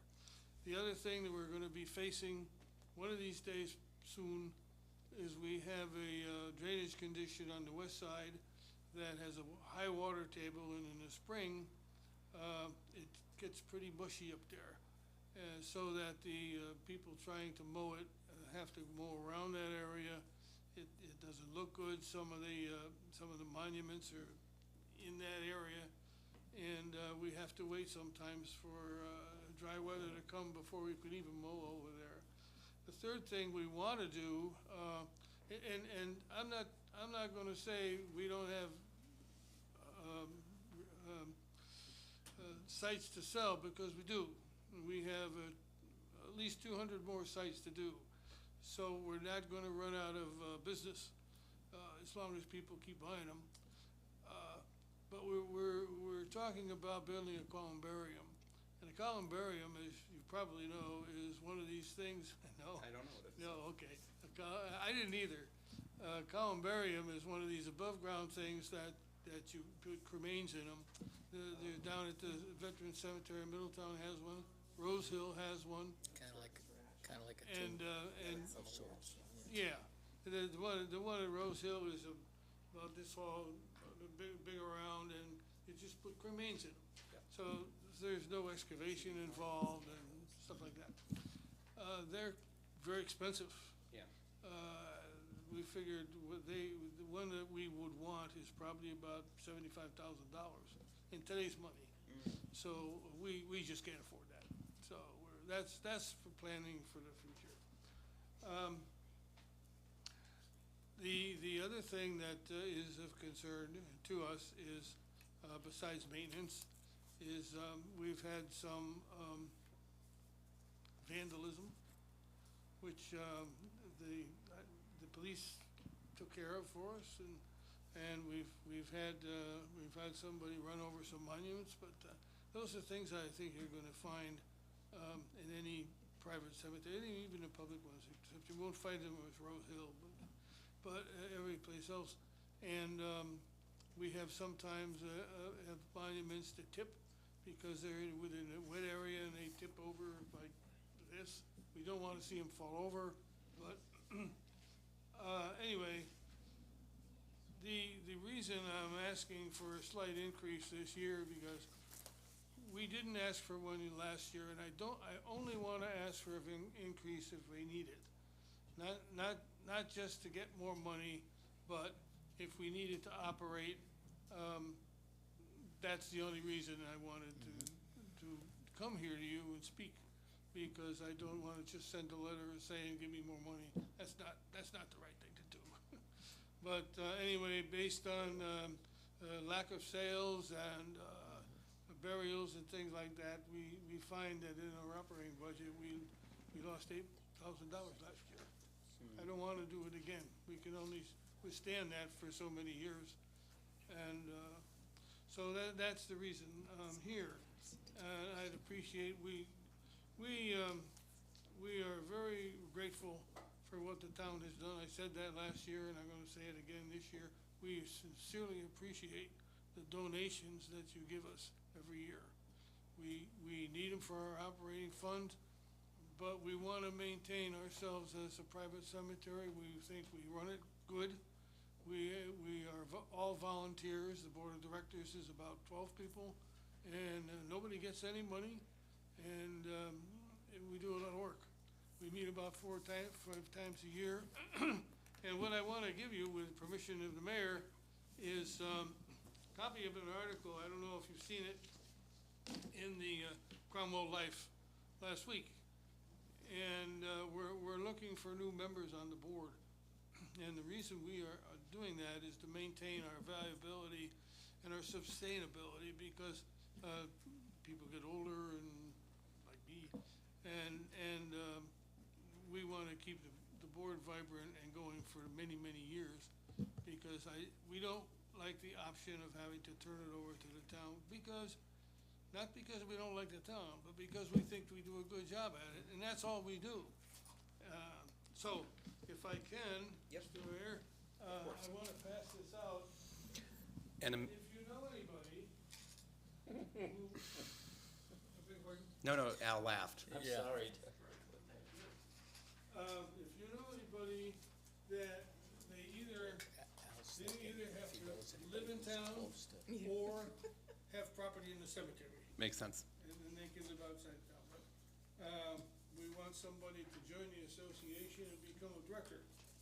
And we can post this on our electronic billboard as well, maybe a little ad, That'd be fun, I'd appreciate Cromwell that. Cemetery, Hillside Cemetery Associate, is it an association looking for volunteers? Email, You want one of these? call town hall for more or something. We meet about 5 times a year, and we meet in the cellar of the Congregational Church, which keeps us all in our best behavior. That's true. I don't believe that. I'd be glad to answer any questions, but that's pretty really quickly. Well, I want to thank you for, the work that you do. And I know I expressed at the beginning that, you know, it's a tough budget year, but I can tell you're deadly serious, and this is a gravely serious matter. Deadly And, serious. sorry, I won't tomb around anymore. I think it's a well worth endeavor. I won't bring all the dead jokes. Quick comment, Mr. Mayor? Yes, of course, Mr. A couple years ago, we looked at these cemeteries, and Mr. Newton's correct. I believe they are doing a terrific job, and the reason I support his request was, I agree, I would not want to see, of course, it would be up to this council, us taking over that cemetery, especially since it's an active cemetery, and then having to maintain it also. It would put an undue pressure on us to maintain it, our grounds, and we have enough work right now. And I compliment Mr. Newton and his committee there for the outstanding work they do, and would urge support. I agree. I think you guys do great work, all jokes aside. Go ahead, Mr. Waters. Mr. Newton, we spoke last year, which I pitched for you folks to get an increase. And like the town manager, you know, like you briefly hit on, if you people go broke, the town has to take it over. And that's gonna be one heck of a big expense, little manpower. I know you folks manage it well, but like you said, the times, like only 2 plots last year, which we don't know why, outside of cremation maybe, we don't know. But I honestly feel that what you're asking for, because last year I recommended a decent amount, but you said it wasn't necessary at the time. So they went according to what we had down here in paper. Seeing what's going on, and we, not saying we don't want to take it over, if we can prevent taking it over for a long future, I'm gonna recommend that, we go an extra $500 on top of this. My opinion, okay? Every bit, I understand your lawn, your maintenance, you're getting beat up on that. You had troubles over the years of getting somebody good in there, which was difficult. The gentleman who used to live next door to the cemetery used to do it, who used to work for the vault company, correct? And I don't wanna see you people go under. That wasn't working out, by the way. Well, I know that after a while, yeah. But I don't wanna see you people go under. I don't think we're gonna go under, but we can't keep losing money by, not selling the plots. And the biggest expense we have is the landscaping. If I didn't have to do landscaping, we wouldn't have to charge, we charge $1,400 for the plot. And that's, by the way, in keeping with most private cemeteries do. We're not way up here above everybody else. We're right in the ballpark with other people. But other people, bigger cemeteries have, investments that we're a small people. We can't afford to have great investments. And they have those, and they draw them from those when they have rough times. We don't have that. Up in Rocky Hill, I know the gentleman that runs the Main Street Cemetery, and they have a sexton that they pay, part-time, and they pay it, and I know him too. But our sexton is just a wonderful, Donna Doolittle. Most of you know her, and she works her tail off. She's the hardest working person on our board by far. Her and the treasurer. That's not me.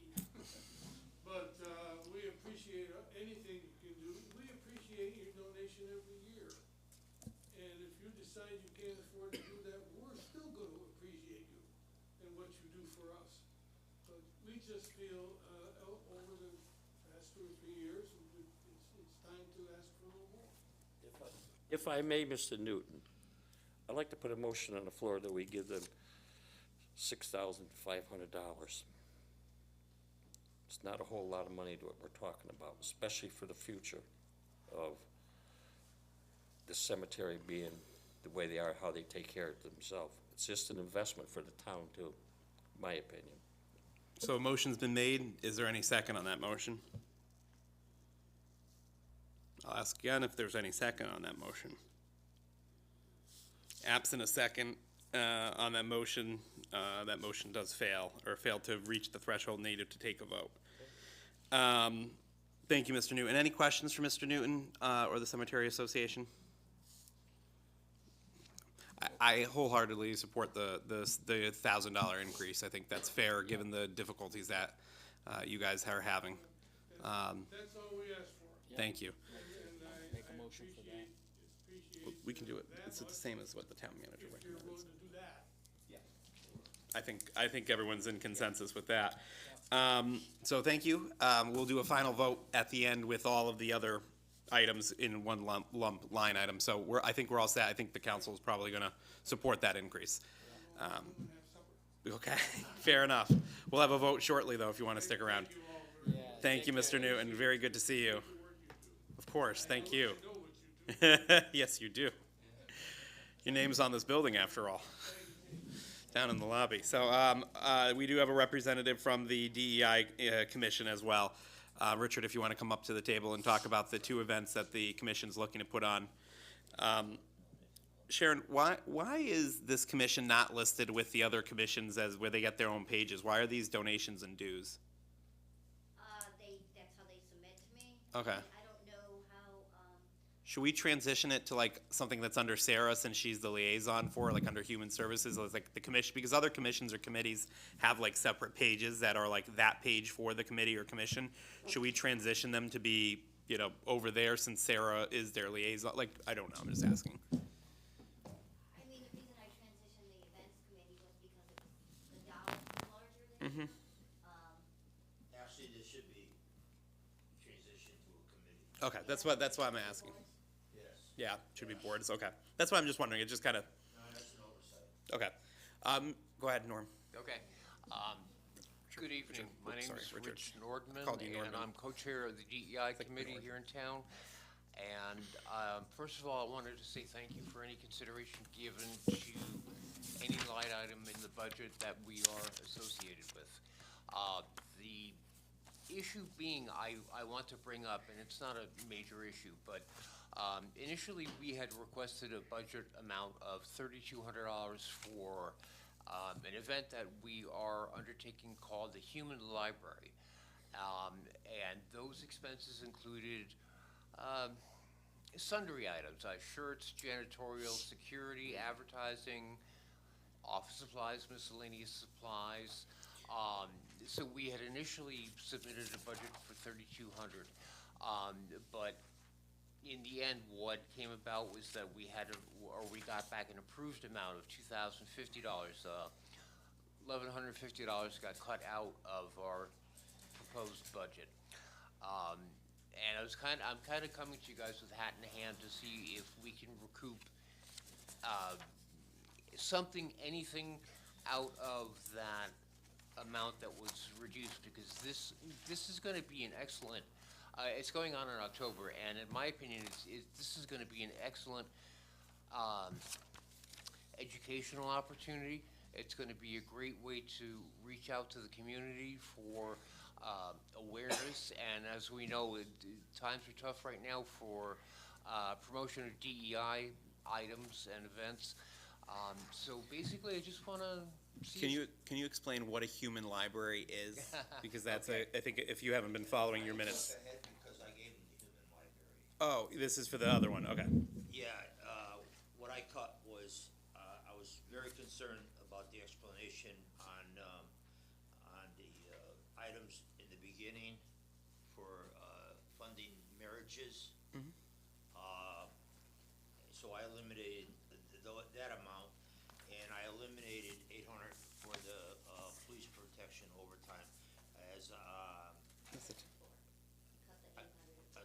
I cut it to 400 after I took a look at what they were preparing to do. thought 400 was reasonable versus 800 for what they're looking to do, but I did give them enough funding for the human library. I'm very concerned about us buying marriage licenses and all the associated costs with that. Yeah, I normally you have to be like a justice of the peace to be able to do those, so, I wonder if there's some other pride event that the group can come up with and come back with. I know in the past we've done like a pride fest, like a little, like, we rented, not rented, but we used the pavilion and we've had like a meal and kind of music and dancing. I wonder if the committee can go back to look at that, instead of, I think the wedding event's a neat idea, but I think I tend to agree. May not be appropriate for the government, the town government to be doing that. It's private citizens making their own, doing that. And normally there's a justice of peace involved and all that, so, yeah, so the human library event, can you just briefly just describe what it is, because it, even though the money's there for it. Sure. Brief overview is that we are going to have, try this a little bit. We're going to have people, trying to find the right words. We are going to have people take on identities of books, and at the event, you will be able to rent a book/human who will Share their life story, their experience, yeah. Right. So the idea behind the project is I think it's from Sweden or Poland. It's it's from the Baltic somewhere. I just don't remember. Yeah, where. yeah. And the idea is, instead of taking out a book, you take out a person, and that person shares with a group of people who take out that person their life story, their experience, and you take out multiple books throughout the night. So there's different people who have different experiences, and they share kind of, you go around the different stations and you listen to different people's life stories or lessons that they've learned along the way. And it's supposed to allow people to hear from others they may not normally hear from, and build connections across the community. So it's done. There's a guide that the Human Library Project puts out that they'll be following. So, okay, so any questions for the DEI Commission on the Human Library event? I mean, my recommendation would be to go back maybe to the drawing table for a Pride event. Okay. That maybe is more tailored to, maybe narrowly tailored. Maybe it's the cost of marching in the Middletown Parade, or because that's a cost the LGBT committee used to do. Sam Slade donated for it in the past too. So people donated for that in the past. But if it's something that the committee can't raise money for, doesn't have donations for, maybe that is what you come back to us with. That's a little more concrete. I know we've marched in that parade every year. I think last year they had 30 participants and like 20 of them were students from the schools, so like it was pretty well attended. Maybe more than that, maybe it was like 40. So I know that you have to pay to be in the parade. So I think coming back with that may be more of a concrete ask. I've donated the food to that event in the past, and I purchased it from Nostalgia, supporting a small business in town in the past. Yeah. But I think maybe retooling that part of it would be probably beneficial. Okay, very good. Are there any questions of myself at this point, or? Okay. All right. Thank you, ladies and gentlemen, I appreciate it. And then, Tony, I just had one other set of questions for you on all of this. So I know we're a member of CCM, we're a member of COST, we're a member of the River COG, we're a member of the CR COG. Do we need to be members of all of these different little associations that are charging us like $1,000 here? Can we just be members of one or two of them that are like, the Lower River Valley COG, I get that. CCM, I get that. But do we need CCM and COST? What do we get out of these groups? What is the cost benefit of this? Yeah, what are, to be members of 5 different little groups? Yeah, we unfortunately get different types of benefits from these groups. The CCM allows us, on the other side, we get our insurance which is a subsidiary Of CCM. Yeah, so I get CCM. We get training Yep. from CCM. Yep. We also are allowed to query them for if we have a question. Other municipalities, they'll do a query for us. We're also allowed to advertise positions through them because of their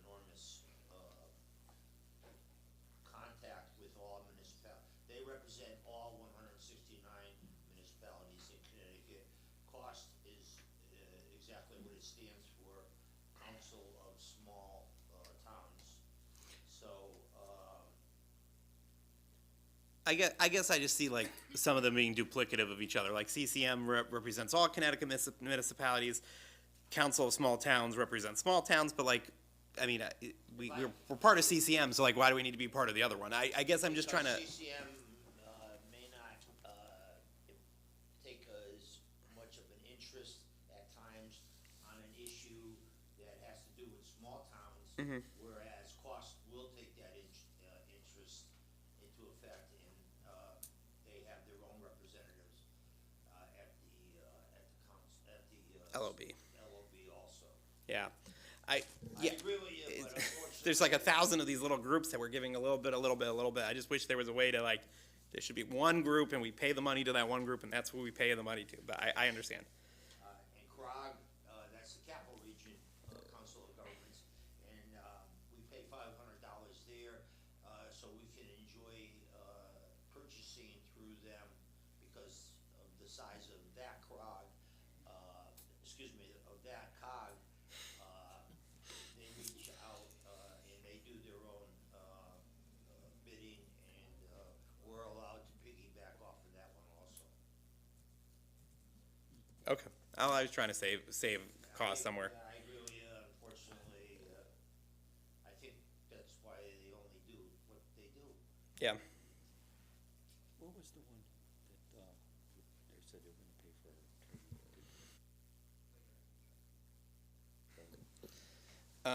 Okay. Well, so that brings, if we increase the historical society total by 6,000, by my very bad math, that brings us to 62,166. Nope.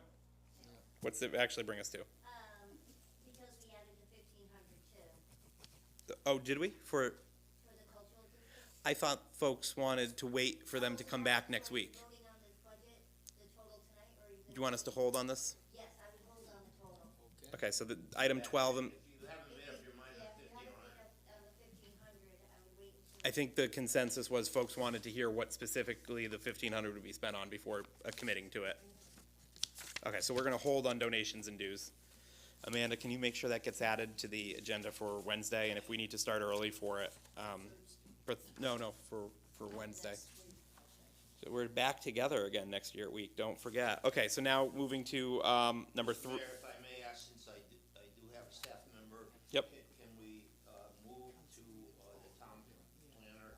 Yep. And related CNR, or whatever it is. committees he has in commission? Yep, so number 5. We're skipping 3 and 4 and going to 5.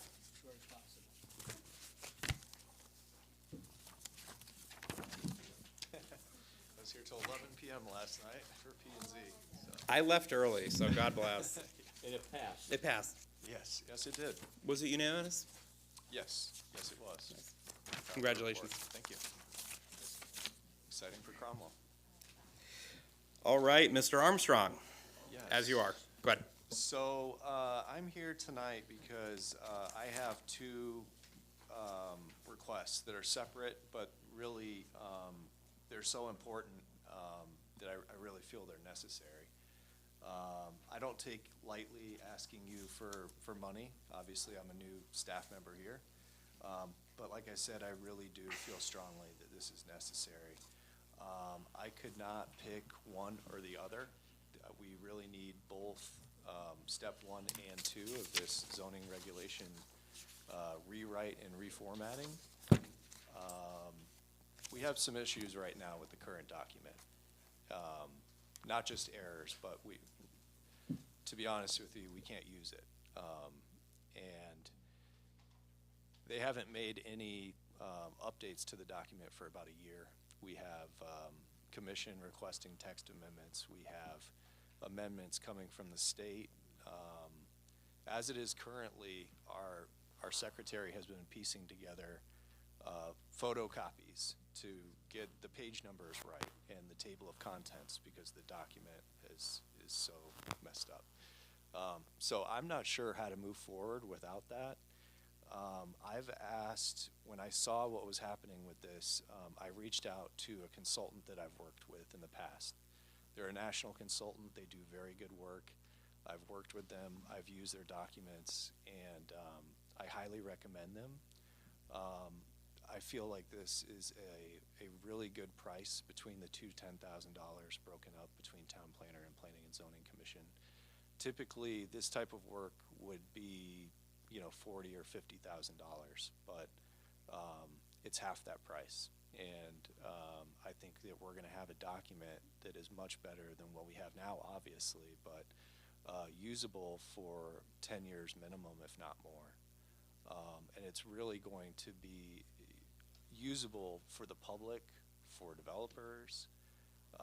Like I said, right now, I won't get into it in too much detail, but we have problems with the content and the formatting of our document that is preventing me from doing my work. Any questions for Mr. Armstrong? So if I may, Mr. Mayor. Absolutely. Andrew came in with his request, 20,000. 10 is under town planner, and you'll see next up, 10,000 under planning and zoning. Because you're looking at zoning regs.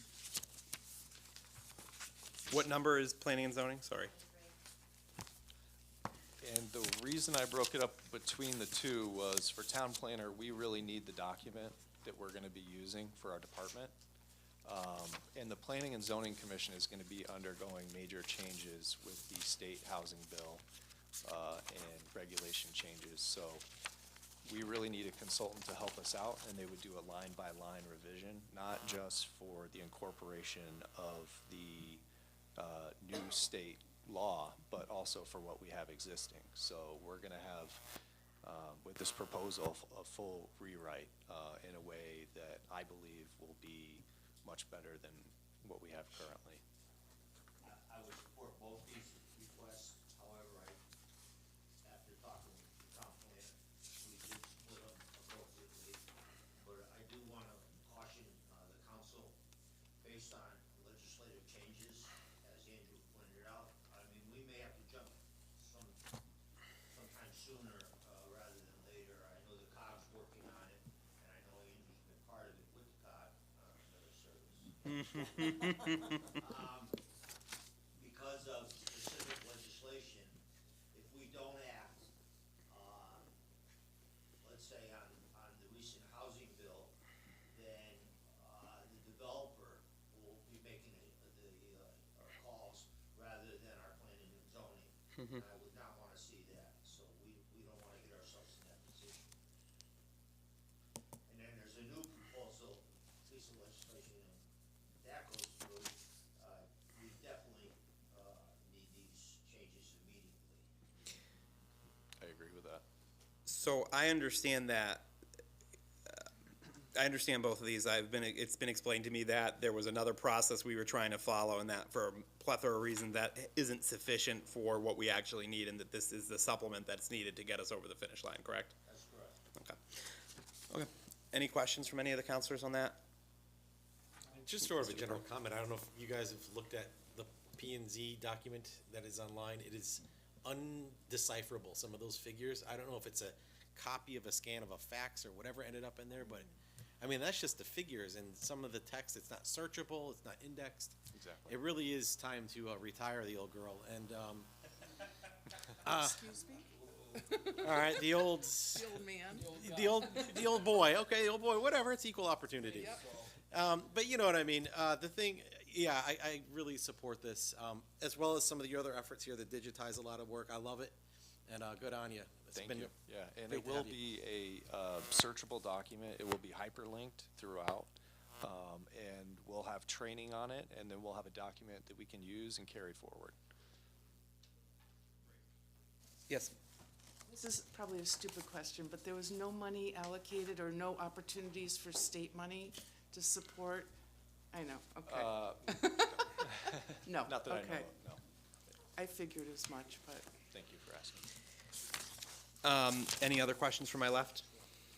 One question that I had, so you, as Director of Planning and Development, Zoning Board of Appeals, Planning and Zoning, and Town Planner, those are the three that you oversee? Or is there another one? Am I missing one? Oh, and wetlands. Conservation Commission, Inland Wetlands. Stewart is Economic Development Commission. Development Compliance is Bruce Driscoll, he's under me.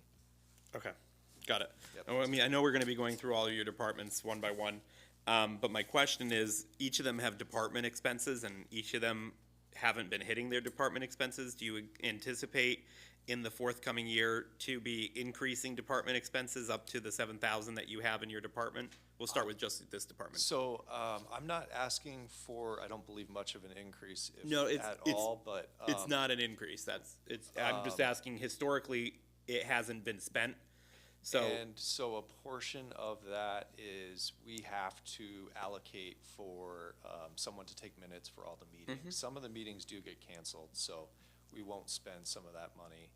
And the reason I left it, a new person coming in may want to make some additional changes, so I wanted to make sure that I left him with enough funding that he could, in fact, make those changes. And actually, his actual is up to 4,000 already. Yeah, I know you've been very active. Okay, So that's why you see what it's before you.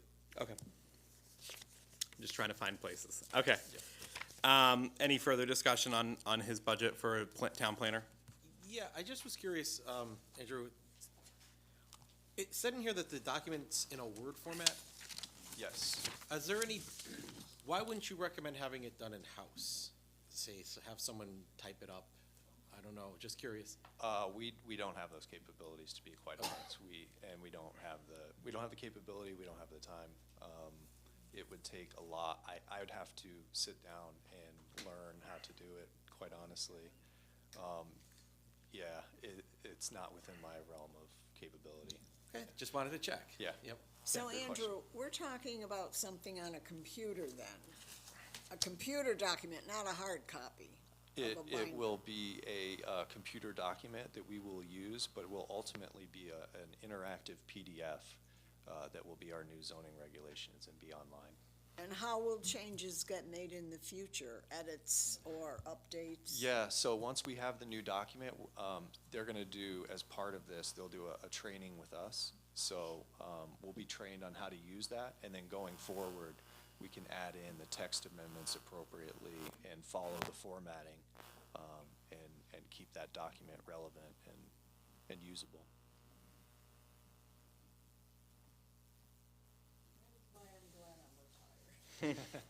Any further questions for Andrew?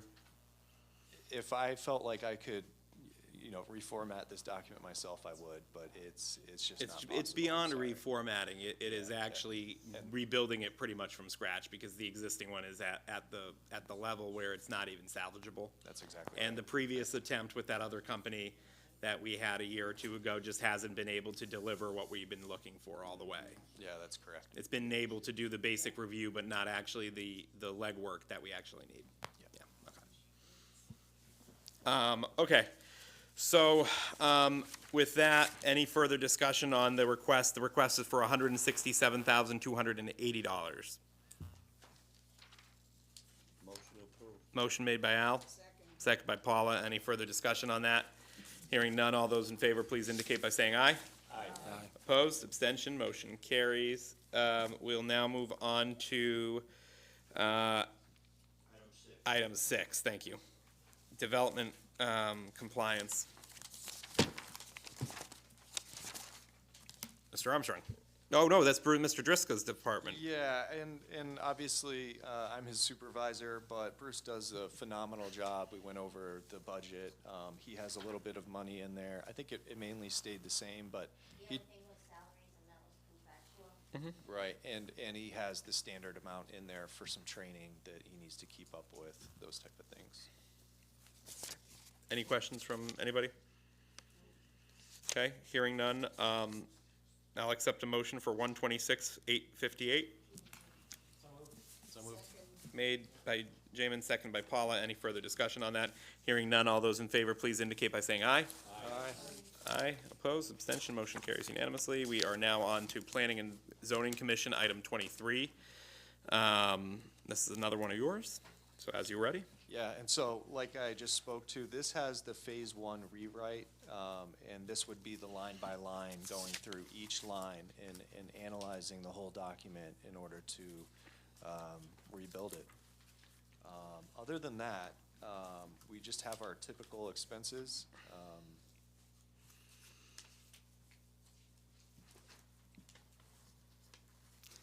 We have a couple of trainings that we are required to do. Yeah, do things you want like to talk that. about that training issue that you spotted and the changes that you made for the commissioners? Because I think that's important. I'm sorry, what do you? The commissioners needed to be retrained and they need to do it by a certain time and some of their. Right, so there's a state requirement for commissioners to be trained for Planning and Zoning Commission, Zoning Board of Appeals.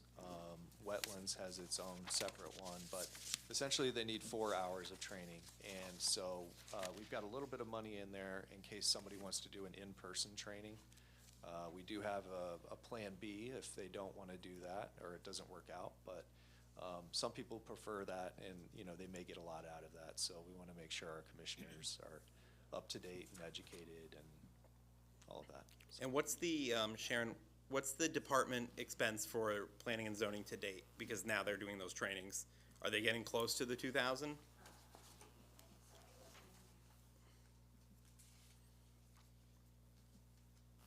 And then while she's looking that up, I'll let you know, Mr. Armstrong, that this is the only line item that I got a question from the public through Facebook on.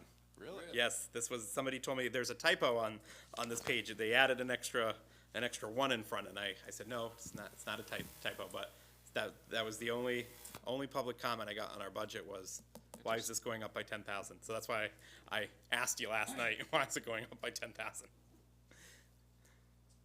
I just think it's interesting.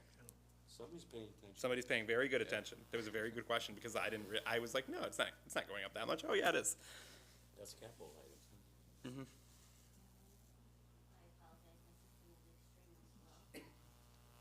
I think we're getting to that department later tonight. Maybe not.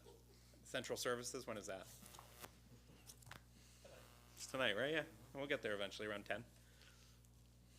Yeah, the department, You got my attention. That's it, right there. yeah, the departmental is almost up to 1,000. Okay, great, thank you. Okay, so 14,100 is being requested. Do I have a motion for that? Made by Al, seconded by Paula. Any further discussion on that? Hearing none, all those in favor, please indicate by saying aye. Aye. Opposed, abstention, motion carries. Okay, Zoning Board of Appeals, number 24.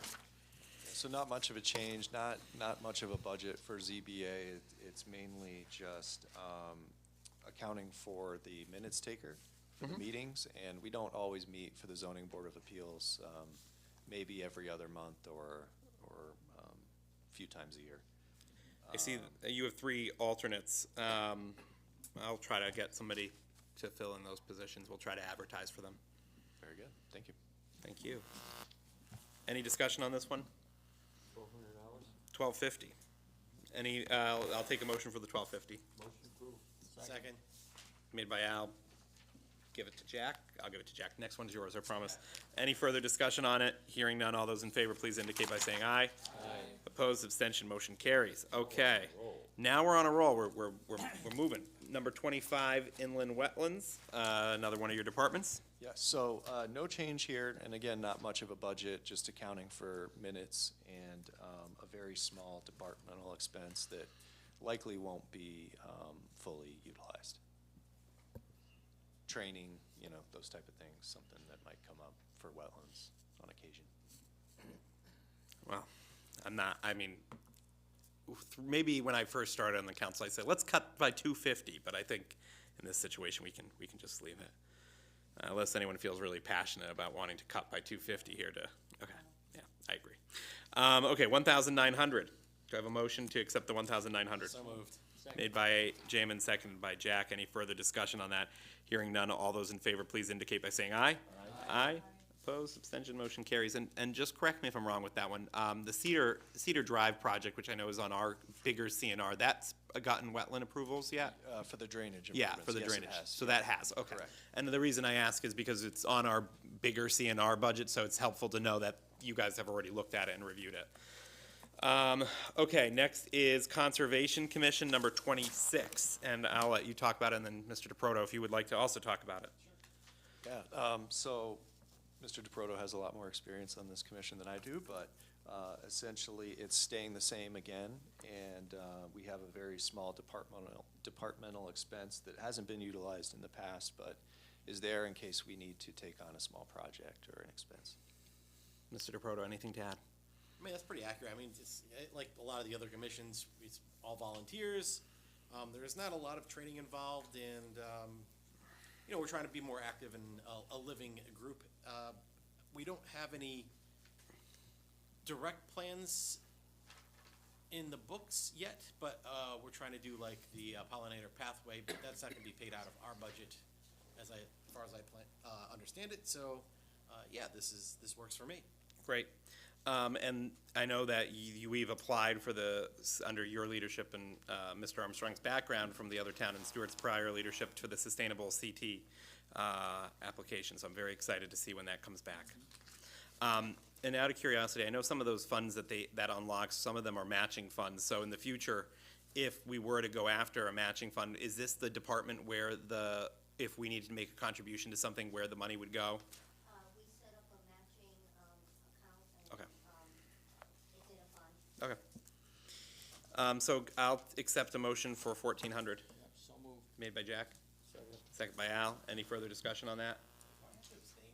I would. I would just I would abstain.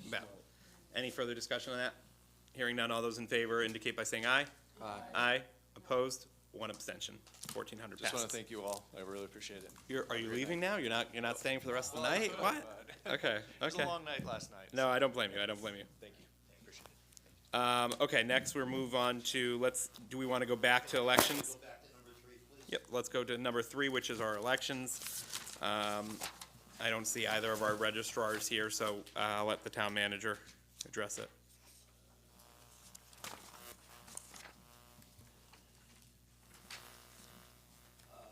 First of all, there is an increase, and a lot of it unfortunately is predicated upon state mandates that are unfunded. Just wanted Nothing better than.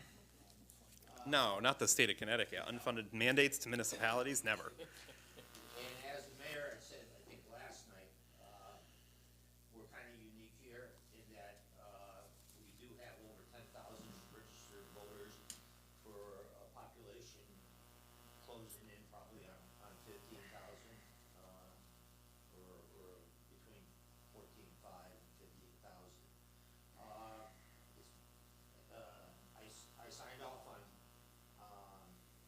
everything except I think the departmental expense that I reverted back to, back what was budgeted last year. My reasoning was that, actually, yeah, my reasoning was that, they didn't come anywhere near what they were requesting, could not justify, unfortunately, going up to $16,220. So, I did reduce that.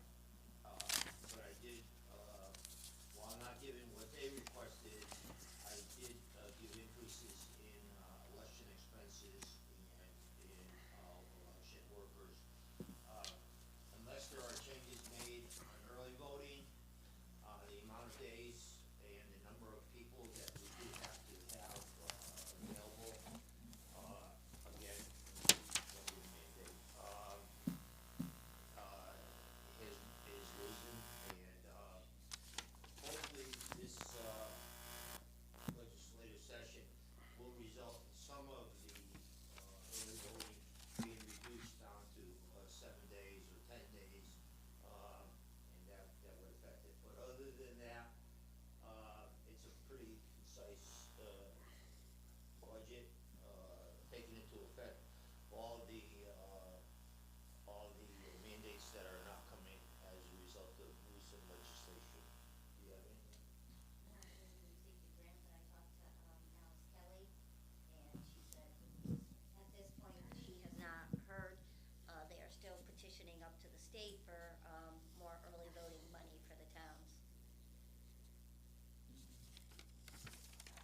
Any questions on this budget?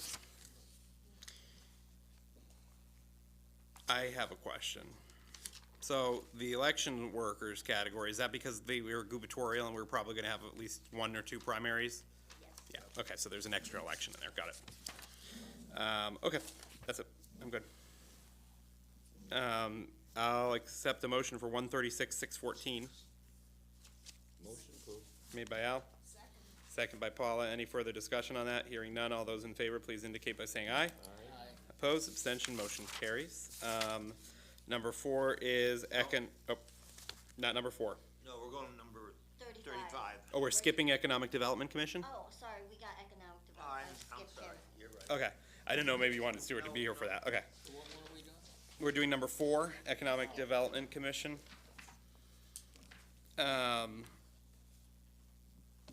So there, That's, presently, that, is still Stewart. Mhm. He's agreed to stay on.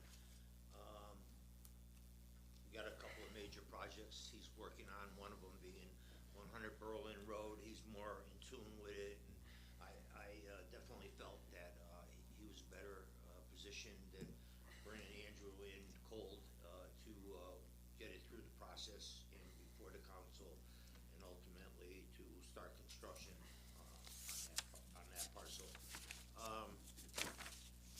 He also, as I said, has other items,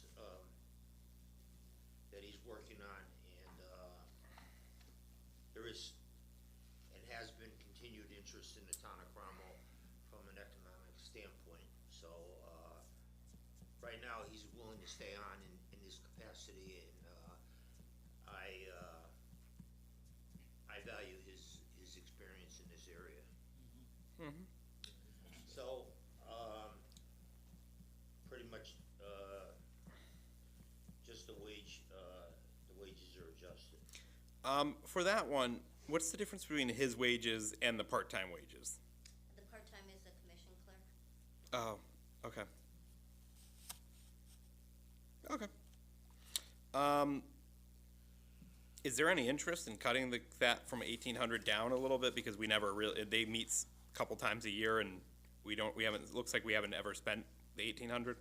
I mean, I can't answer how many times they have meetings, and I'm sorry about that. Once a month, Yeah, every second, so once a Third- month, third $75 a month, you said, Amanda?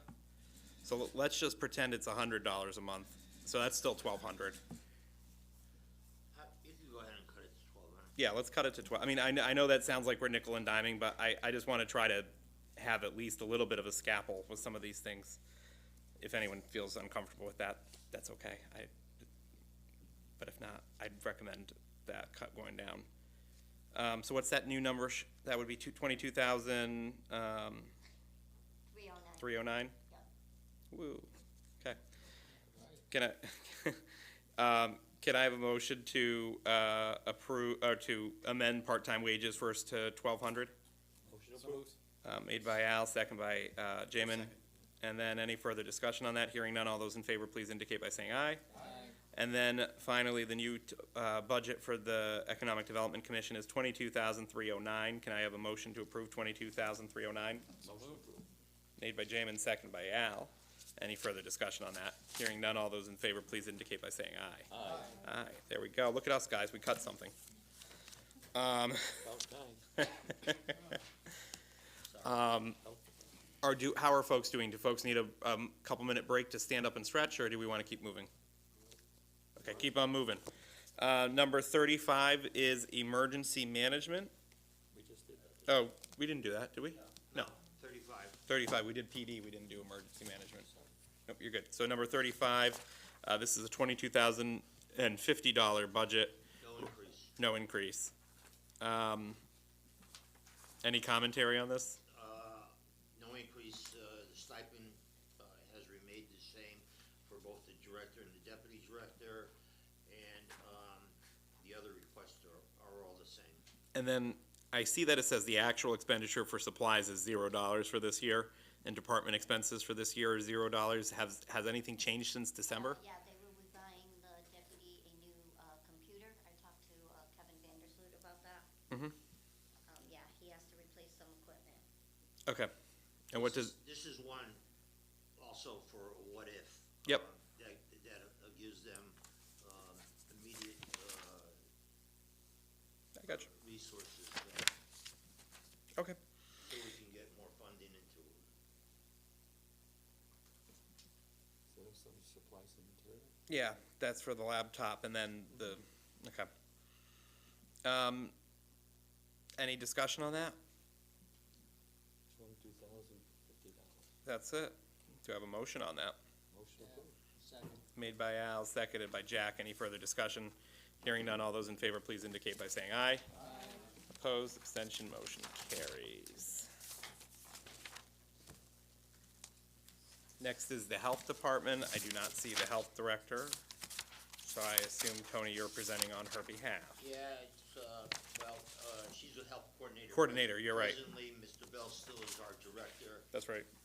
Actually, I'm looking to make a change. I'm submitting a letter to the Department of Public Health, and we'll be looking to make Maura the director and have Mr. Bell switch places with her and become the coordinator.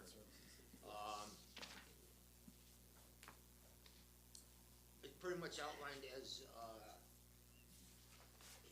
think she wants to do some additional training.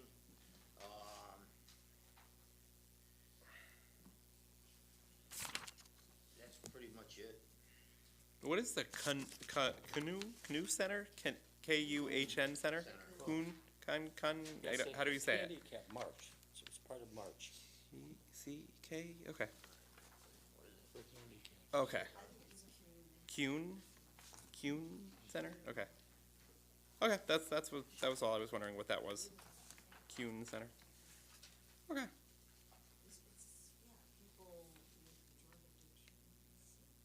Handicap issue. Okay. Any questions, on, is that a typo? She requested the 4,000 for it, right? I know the town manager recommended it, but she also requested it.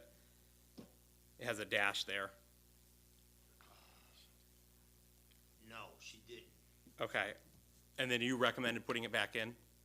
yes. Okay. Because it's a service, that they provide to the citizens.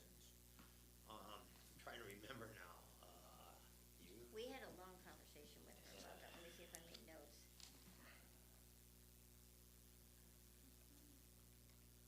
I just had to, yeah, you added it back. I think you didn't want to take it out. they provide a service that no one else, is able to provide from what I remember of our discussion. Okay. Is this the thing that helps the elderly? I remember, no? Okay. No, I think this has to do with, That's what Paula was saying. Drugs, yeah. drugs, I think, yes. I think it's like a center that people go. prevention center. Yeah, prevention center. Helping people, I'm just Googling it. Tony did ask Maura to, get more information on what they're using our dollars for, to be more specific. Is this the same as the Kuhn Employment Opportunities? The a nonprofit agency committed to helping people with disabilities find and retain employment, centered in Yeah. Meriden? That might be like, Integrative neuropsych that does mental health. James, it might be like, people who work in Stop and Shop. It's the employment and day Handicap. services for individuals. Yeah, Yeah, I handicap. believe it, Oh, with okay. special needs. Yeah. Yeah, mental health, And didn't you disabilities, say we didn't have a intellectual, service for that? And, from what, in my discussion with her, I'm not aware of anyone else that was providing this service, so I thought it was important. Okay. No, that makes sense to me. It's almost as similar, say, as Mark, right? As But what? not quite, as Mark. Mark? Middlesex Association of Retired Citizens. Retarded. Yeah, Retarded. they did, I don't think retired. From what I Retired. remember, I Retired. talked to them. they actively find, individuals, employment.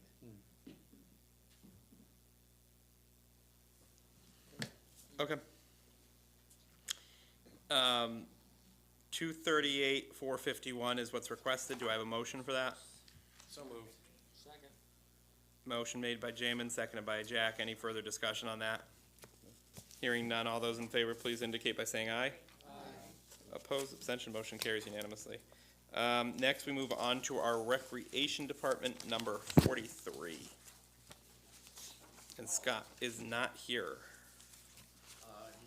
He didn't ask for any increases other than contractual.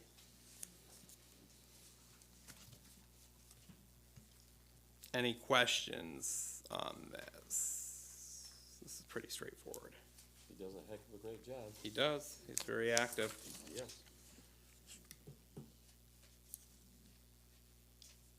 Okay, hearing none, all those in favor, the item, sorry, let me, do I have a motion for 322-431? So moved. Made by, Jamin, second by Brian. Any further discussion on that? Hearing none, all those in favor, please indicate by saying aye. Aye. Opposed, abstention, motion carries. Good, good, good, good, we're doing good. Okay, legal expenses, item 13. This is a big one. Mr. Town Manager. Yeah, I'm getting there. I didn't increase anything except for probate court, and, I do have to let you know that the 22,275 is an estimate. I've reached out to the Middletown probate court, since January, and I just got an email that they still have not set their rate, and they typically have it set at this time of the year, but I believe he told me Yeah, there but was also, a new judge or something. yeah, just remember Judge Marino's no longer there. This is a new probate judge. So that's an estimate on my part.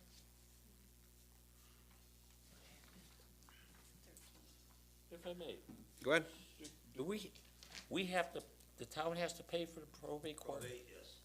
And let alone whoever goes in front of the probate court, they have to pay too, correct? Yes. The court gets paid. So we're in with, Middletown, and, are we in with Portland? Middletown, Portland, Yes. Durham, or Middlesex? Middlesex County? No, it's, If I had the list, but I don't. No, it was just a question, Sharon, that's all. Yeah. So we're they, in with several other municipalities. The office is on Court Street. yes. Okay, so let me just start with some questions. So, and then I'll open it up to everybody else. So last year, we had the settlement of the Gilead matter, which I'm assuming is the majority of what the 94,081 was from? No, that was all paid for by, Karma. Okay, so what caused us to have such a large spike in attorney's fees last year?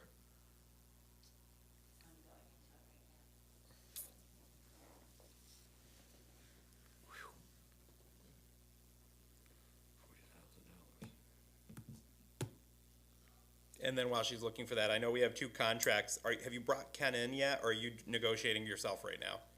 I've, brought in Ken, somewhat, but, presently I'm negotiating, myself with one of the unions, the other union. We haven't started yet.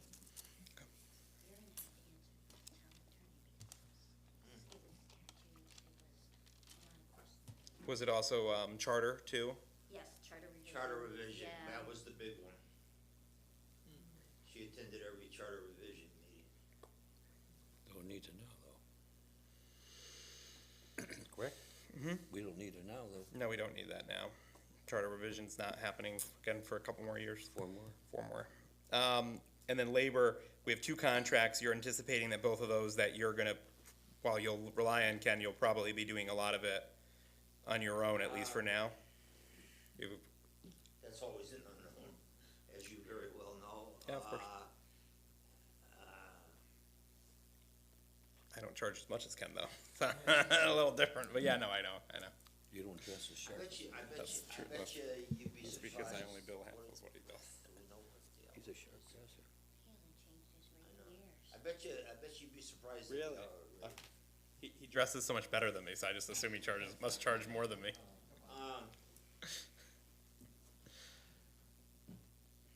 Yeah, I know that it's important to have this money here for when we need it, but I think if charter revision isn't happening this year, and we've just gotten out of a major lawsuit last year that got resolved, and I think some cuts here would probably be reasonable, and then if we have a situation mid-year where we are faced with some kind of legal crisis, we can always, look to increase it again, but,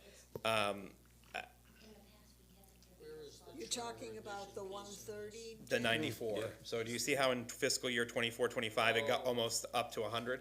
And then the year before it was 59, and this year we're only at 32? Yes. The, If I may make a recommendation,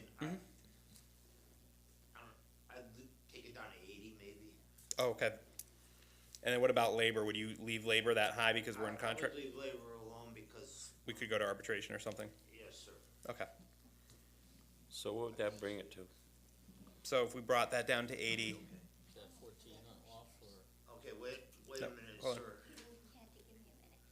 I don't know that I'd go to 80 because if you go from 23 to 20, we were at 175, 125, 183, 172.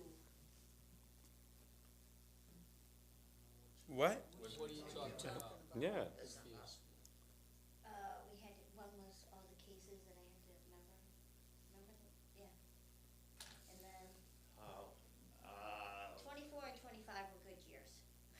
yeah. So why don't we do Okay, 100? I remember now, the assessment appeals really took a toll, in the town attorney. And those are resolved though now, the major, There's a few stragglers. Yeah, but when are we going back again? Next year? Next year.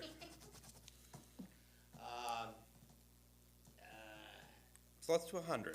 How about 100? Yeah, let's do 100. And then, you know, I know you're confident about the 75, but maybe, We can always move from that line item to the other one if we have to. there you go, okay. So that's a little bit off. I know I jumped the shark there. Do other folks have questions? Sorry, I dominated there for a little bit. 209,775, That's what that would go down to, yeah.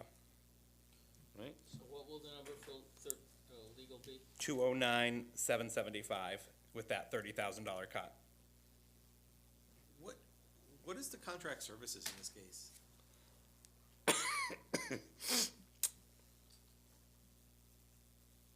Is that like deposition costs, like court reporters? If you needed to have a court reporter? Judgments. Court reporter? I'm just trying to figure out what would be a contracted service. Like, make a court reporter, somebody would have to come in and like, take a transcript of something? Public notary, keep them Public- really busy? Yeah, I don't know either. For I depositions? know sometimes we have those, like, in the past, when Sal was still around, we would hire him to do internal investigations, or not internal investigations, but he would do the appeals sometimes for people. I remember he did those little things. I don't know if Yeah, that's what that, If we have a specialized, let's Yeah, say, it was like the clerk at the Superior Court, it was, the mediation people, it's when we, we use more for mediation and. for health Yeah. department, what are we up to this year in the contracted services? Cause it says that actual expenditure this year is 0. And it's still 0. So, That's a hit or miss account. when was the last time that there was an expense in it? For 2 years in a row, it was 0. Yeah, 24, probably. So 23, 24 is listed as 0 on our sheet. We don't, the last time we had an expense,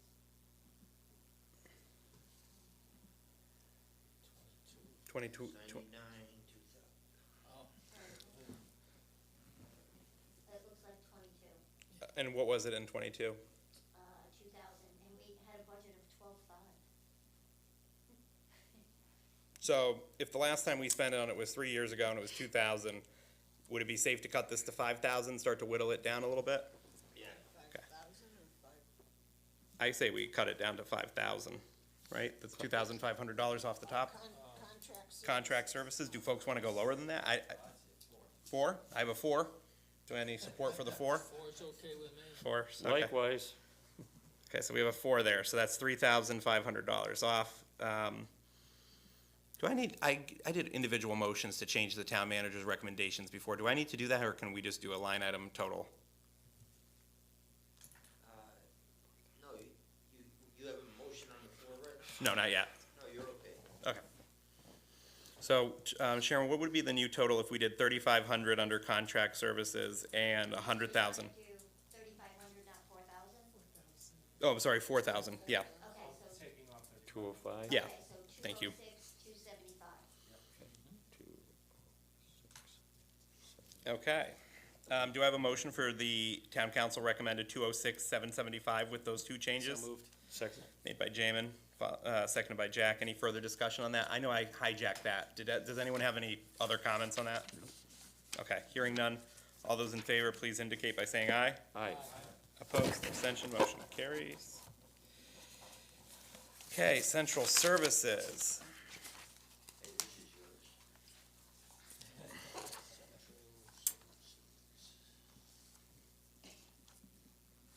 Ready when you are. All right, so I did, there is a letter in here from our IT person. You saw that, I need to upgrade our sonic walls, and it is a one-time expense, so it will go away. And then, it will also get rid of a cost that, for the next 3 years, if I do this. Yeah, what is that? It's like a firewall, sorry.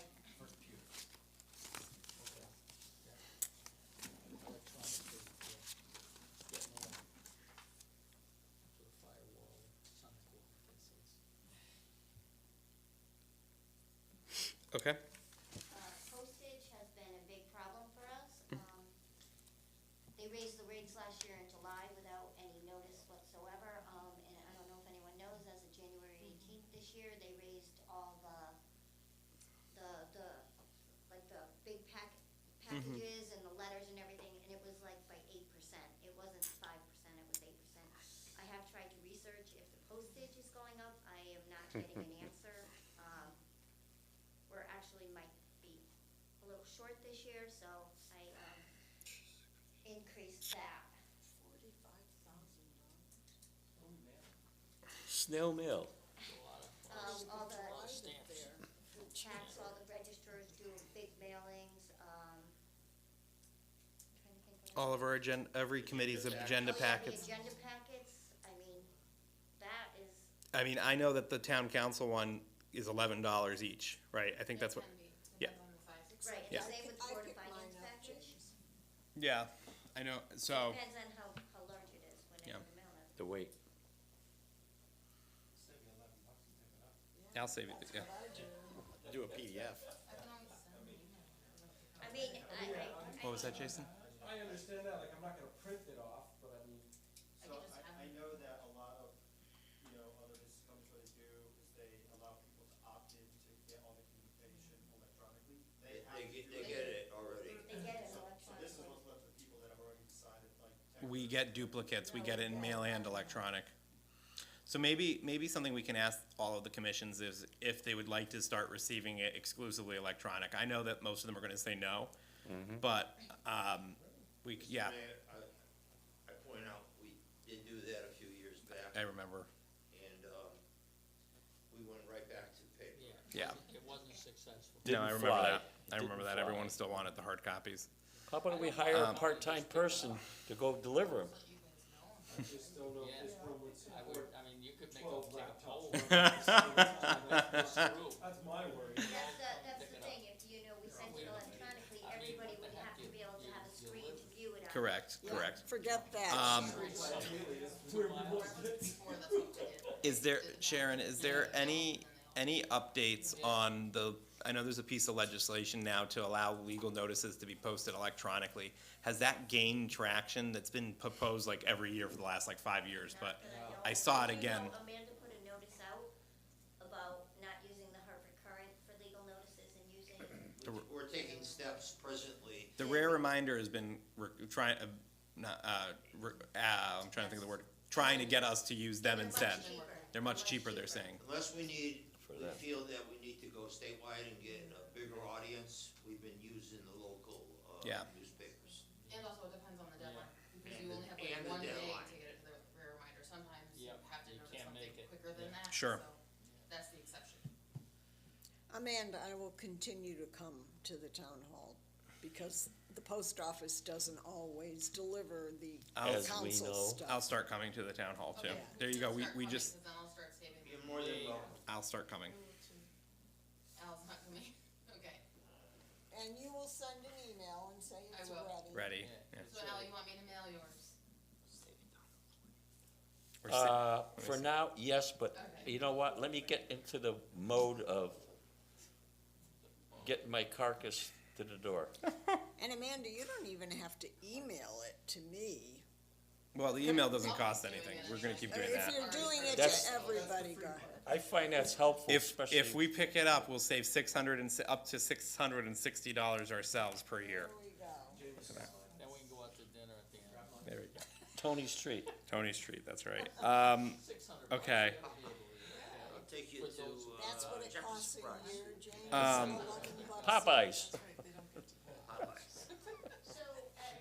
Anything else in, 2025, the postage was almost 45,000. yeah, Yeah, that's crazy. yep, And you don't even get the service. Yeah, I know. Snail mail. yeah. And where are we today? We are at 82%. Okay. We're gonna, Amanda, I'm gonna pick up my packet for next, have you mailed the Wednesdays yet? I think that's great, but I really don't, I mean, that's nice, but I think, I can tell you that will not fly with my board. Yeah, I can imagine with your board. Well, I'll start picking stuff up from you, Amanda. I'm gonna try to help save the planet. Yeah, as long as you let me know, I'll come down. I will. All right. Email or? Yeah, just, I think when I you, don't when know you, how e- you do it. when you email out the electronic versions, just say the hard copies are available for pickup. Jack, if you want, for $5, I'll pick it up and drop it off your house. I'll be faster. half the cost of I'll be postage. faster than the post Okay, office. okay, let's get back on task here. So, the big increase in this department appears to be for, postage increases and for the computer firewall. What makes up the rest of the $217,000 budget? Dedicated service for our IT consultant, which is almost 96,000. Okay, Then we have, new computers. yeah, it's, we buy, how many, 15 computers every year? Oh, well, That's in there? that's a big number. that's a big number. Yeah. Computers are super cheap. Dave usually gets a deal with Dell, and we buy it, yeah. Yeah, why do you need 15 new ones every year? We swap out, it depends, they Oh. go like, 2 years. You don't wait till something breaks then, No, when it, This is a really, can you break down the 217 for me? So 96 is our IT. can I call up my spreadsheet? Yep. I mean, with $96,000 on an IT consultant, is it cheaper to hire somebody and share the cost with somebody else for it? Yeah, so Do the we, licenses come out yeah, here? we changed to Microsoft 365. Okay, how much was that?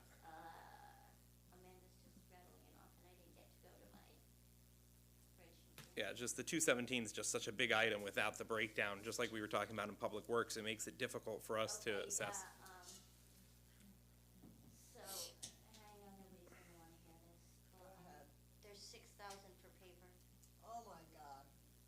Wi-Fi 2,300, anti-spam, antivirus 6720.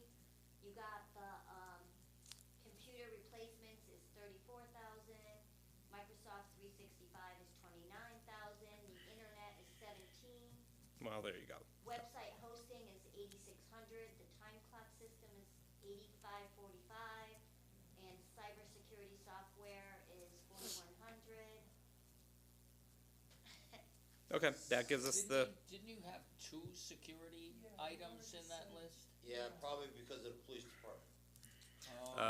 That's it. Yeah, and that's why I The think, firewalls that protect. yeah, and if you Yeah, I was see thinking we're Dave's, protecting all over the place. if you I'm see surprised Dave's we can memo, use he's them. gotta do 2 firewalls next year. makes sense, makes Yeah. sense. Okay. Okay, well, thank you for the breakdown. Just for information, we're going to, .gov. Yes, I mean, we're going shortly. yes. Even though they passed legislation, don't ask me why. I mean, I know why, but. Huh? Our It's- website is .gov now. It's, Yeah, that's it's what I'm both, telling we have both that are up right now, right, for a period? Maybe use Yeah, that. right now, both of them, .com will still root you. right, it'll route you to the .gov. Did you have to do that? Yes. You had to go to Yeah. .gov because. We did it We before have the a state law time change, but, Limit by legislation, but we exceeded it. The reason we were .com is because we were one of the first, and there was no .gov at the time. Okay, so this budget is 295,501. Any other discussions or comments from anybody on this budget? I was just, why are we spending 2,000, was it 2,300 for Wi-Fi? What is that about? 17,000 or something. No, that was for That's internet. cost. Let me go back to my notes. I think that's a license that Dave, I would have to pull the bills. Okay, I do sit with Dave and go over every single one of these costs every year. And he does have to give me documentation for them. Okay. Yeah, I mean, if you need to know, I can get you the breakdown. Do we think legal notices will go down at all because now it's not a charter year and we don't have to have all the charter stuff on it? Amanda might know better than me. No. Because I feel like we're constantly changing ordinances. Okay.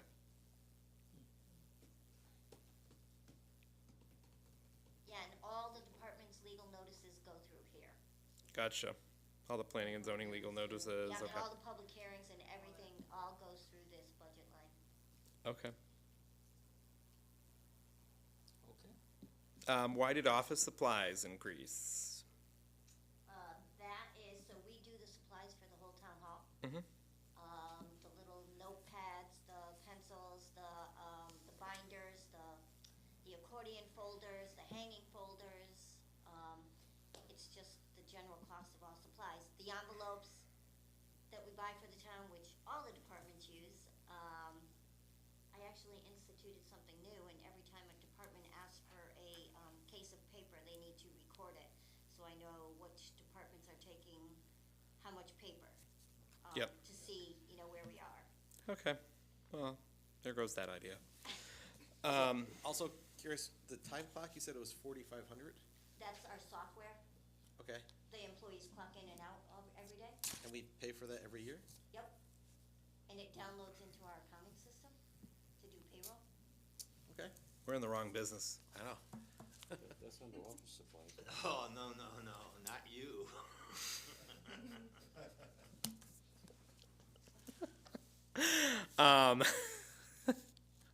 Any further discussion on central services? I don't know where to, I don't think we can cut, unfortunately. Otherwise, I'll entertain a motion, 295,501. Moved. Second. Jamin, Jack, any further discussion? Hearing none, all those in favor, please indicate by saying aye. Opposed, abstention, motion carries. Now, insurance. Ooh-wee. So. And this is just physical insurance, this is not health insurance, right? Yeah. Correct. And I did put the memos from Perma in there. They are locking us into they're Dude. capping how much they could go up. Unfortunately, in the next few years, it could be 5%. But Tony signed an agreement to keep it. To cap it. Yeah, to cap it.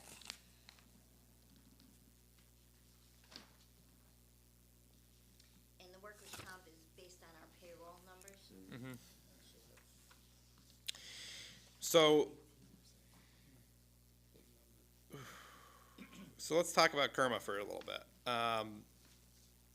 So obviously, are they the only game in town? Is there anybody else that we could go with? Because we're committing not to bid for 3 years, and is there anybody else in town that does what they do? Because we've just had a not so necessarily great experience going through Kerma with something recently. So like, is there anybody else that we can go with? They Or supply a lot of extra benefits to us. no, that I find. understand that, but is there other game in town? Are they the only? Or is it like an EverSource situation where they're the only people you're buying from whether you like it or not? I'm not aware of anyone else. I know they talk about how they insure, like, I think they're like, we insure 165 towns in Connecticut. So like, but there's nobody else that does this other than them. Not, as much as I know, not to this extent. And, we're members, and as such, we do, receive, dividend checks. How much? What's On a average? dividend check? It's based on their earnings. Their earnings? I'm gonna have to I know we report on, whenever we receive a check, we do report it to the town council. Yeah.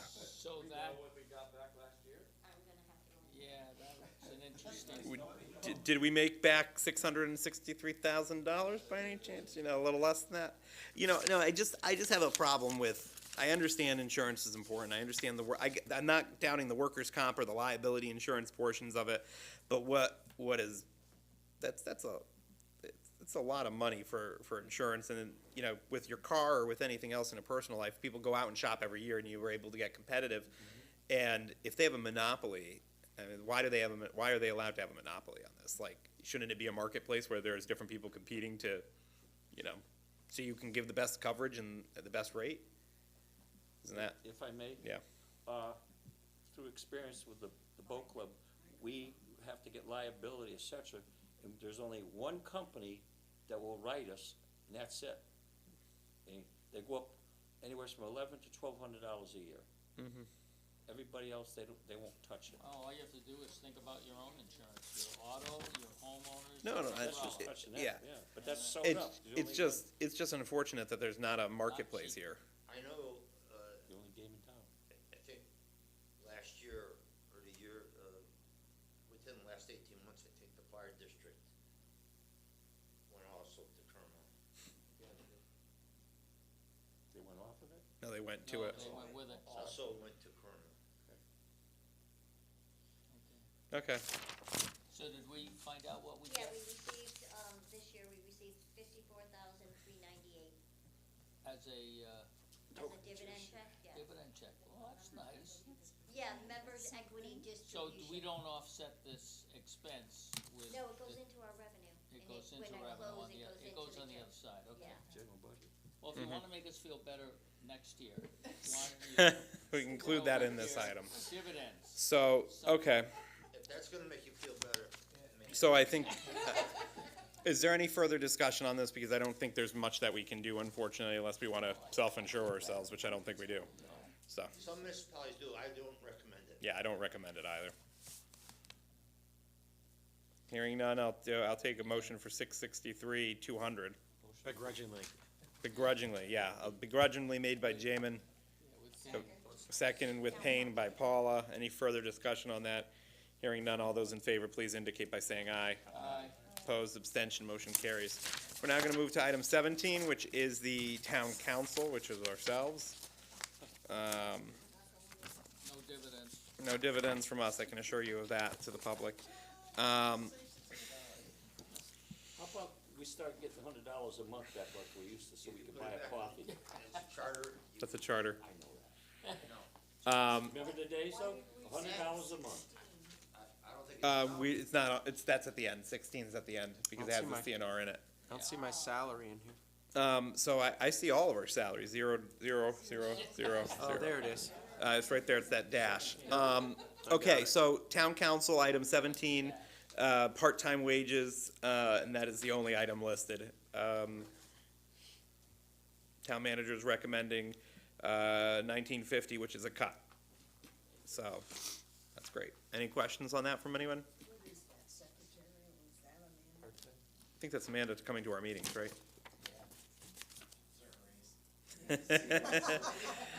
Any further discussion on that? Otherwise, I'll take a motion for the 1950. So moved. Made by Jamin. Second by Brian. Any further discussion on that? Hearing none, all those in favor, please indicate by saying aye. Aye, opposed, abstention, motion carries. Next is Board of Finance. Oh boy, Board of Finance, what do they need? Oh boy, audit, okay. So they're doing the audit next year. I'm assuming that you went out to bid on that quote for the 61? The Board of Finance last year signed a contract with the auditor. Great. Okay. Any other comments for this department? Okay. How long was I remember talking about that on Board of Finance. It was a 3-year contract, was it? Yeah, they signed Yeah. yeah, and it's in your book, I did put the cost for the next few years in the book. Yep. If you're not aware, there's not too many, Yeah, the firms have really, there's basically only 1 or 2 firms, and I've actually talked to a lot of the other towns, and when they go out to RFP, one town got no responses, some town got 1 response, the field has gotten very small. Thanks, Okay. Sharon. So I'll take a motion for the 62,974. So moved. Made by Jamin, second by Al. Any further discussion? Hearing none, all those please indicate by saying aye. Opposed, abstention, motion carries. Next is charter revision, but, Yeah, wait a minute, Wait, I was gonna, can we add number 19? no, it's a special meeting. well, we do have an item 2 which says any other budget matters. So I would interpret that to mean that we do have a little bit of flexibility if there's any other budget matter.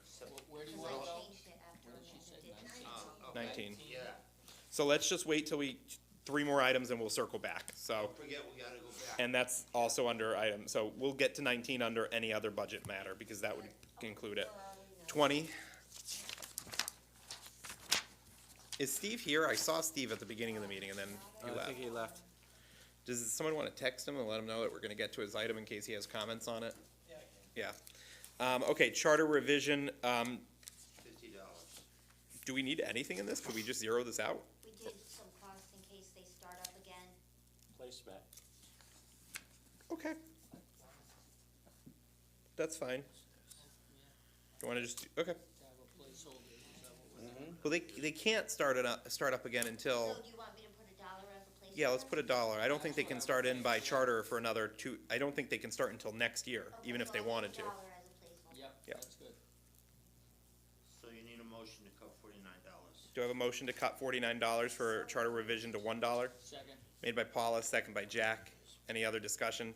Hearing none, all those in favor, please indicate by saying aye. Aye. Opposed, abstention, motion carries, $1 there. Uh-huh. And then next is item 22, which is the committee to support people with disabilities, which was absorbed into the, nope, we're skipping 21. This was absorbed into the DEI committee, so it is $0, so I'm gonna say, And I did talk to Scott Harris about this, and this is what he agreed to. okay. All right. So no, do we need to take an action on this since it's a 0? No. Okay, so no action to be taken. We'll now go to any other budget item. Let's go to 19 so we don't lose it.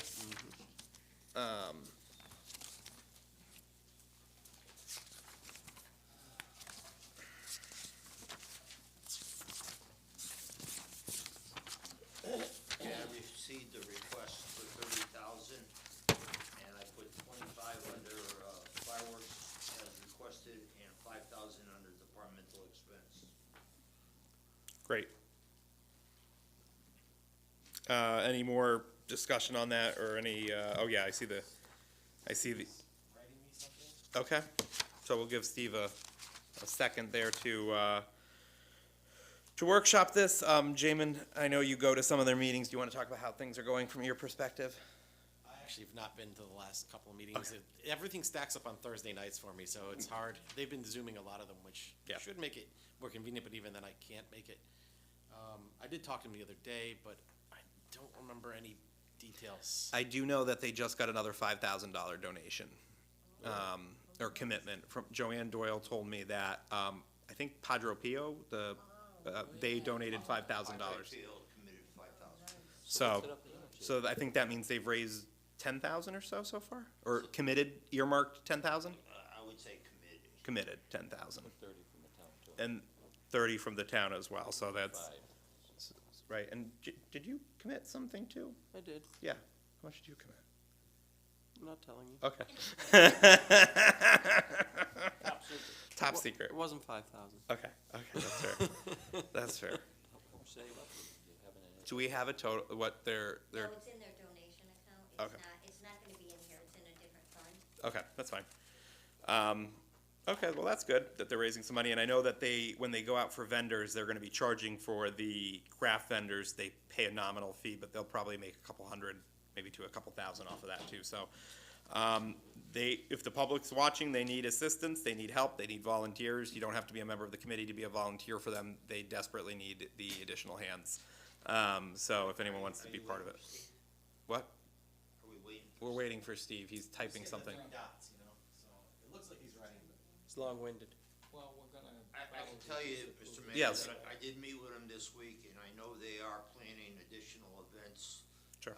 They're looking at, different types of, events they can have on the field, as well as possibly some type of, road race. Have they presented to you their map of where they want everything to be and, okay.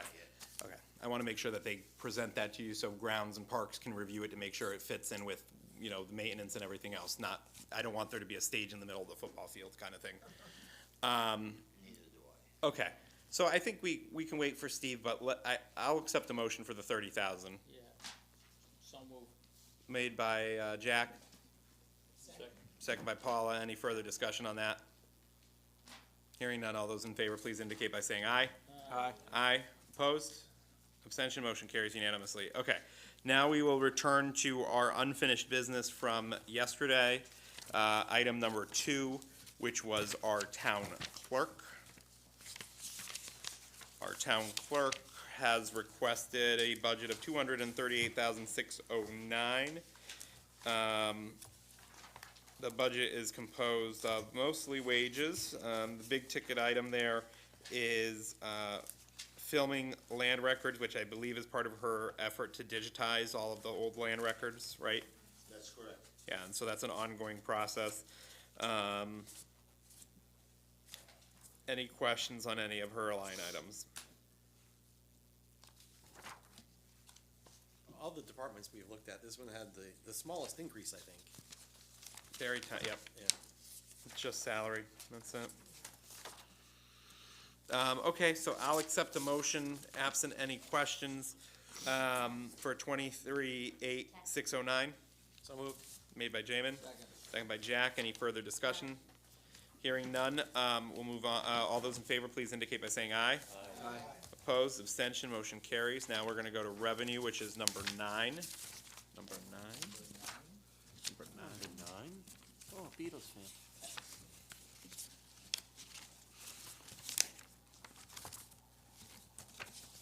I did finally get a response from Steve. Okay, Would you want me to read it? sure. Says, I left because online it says the Thursday agenda. The committee continues to refine plans and needs, including bands, other activities, and entertainment and costs for tent rentals, Oh, it does say Thursday's banners, agenda. etc. Oh, but Sharon asked us to go to tonight. I'm sorry, I didn't realize we did it, we changed at the last minute to make them a committee instead of have them in donations. Sure, so if Steve wants to come tomorrow to present on it, we can address it at the time. Tell him he can come tomorrow. No, just, he can come tomorrow. Say that, well, he can come back tomorrow. If we need to make any amendments, he can present on updates and we can ask general questions. Unless you wanna just read it, I don't know, We already approved it. we already approved it. I don't know what, tell them we approved it. Tell him we approved it, and if he wants to provide any supplemental information, he can tomorrow, but otherwise we approved it. And he got what he asked for. And he got what he asked for. Revenue collection, 184,467. Primarily, this is wages, although there is contract services in this department as well. We have a new tax collector and she's busy at work. Mr. Town Manager, any commentary on, That's exactly correct, making changes, contracted services, and, departmental expense. She's looking to do more training for herself and her personnel. any questions on this budget? The department expense increases for the new training, right? Yes. Okay. And the contracted services, what are their contracted services? That's the QDS system. Oh, yeah, okay. Okay, any further discussion on that one? Hearing none, I'll accept a motion for 184,467. Made by Jack, seconded by Paula. Any further discussion on that? Hearing none, all those in favor, please indicate by saying aye. Aye. Opposed, abstention, motion carries. Next is the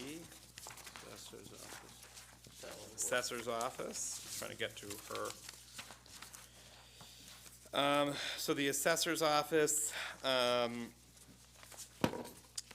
she's asking for 286,192.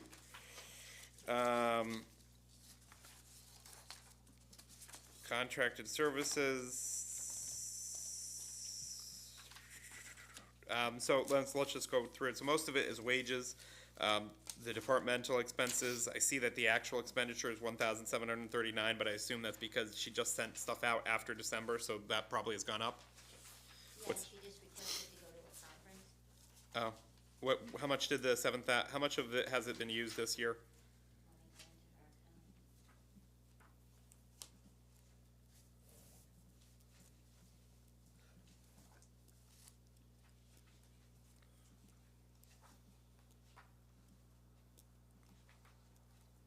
She is at 77%.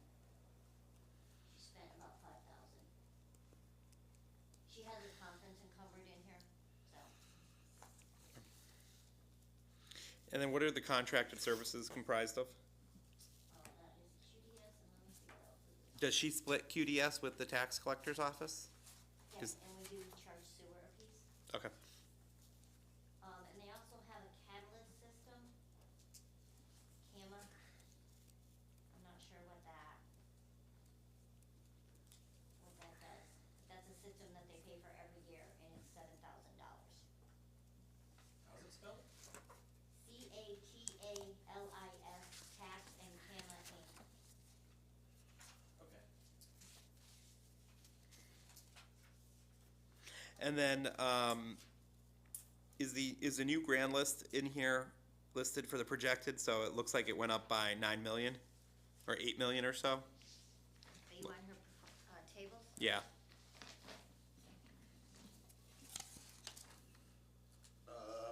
A little less than 8 million. I know she had it. Did she list it? She says projected 26, 27. Yes. I have her email,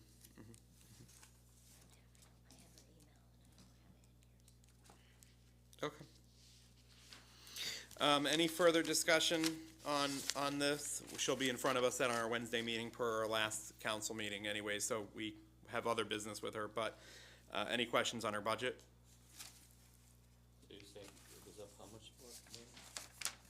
The grand list? Yeah. The grand list is up, according to her, by about $8 million, a little shy of 8 million. So just to remind me, the departmental expense, that was attendance to a conference or something like that? That's what it sounds like. Included in there, at least. It's included. How much is the conference? I don't know. What'd she encumber? Does she go to it every year? Yes.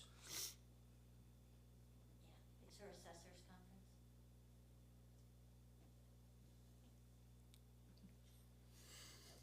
I believe, I believe in these types of events because of the networking and, the training and the inter-exchange between. Isn't she retiring at the end of this year? Maybe we want to send one of the staff members to the conference instead, so we can have continuity? I do not have a letter Okay. from, our assessor. Oh, okay. Yeah, she's just thinking. She's just thinking about it. Okay. Unlike the former police chief, where I held it for 3 months. Sure. Okay. Yeah. When is this so this conference is for? You just signed off on it. Yeah, May. May. Okay.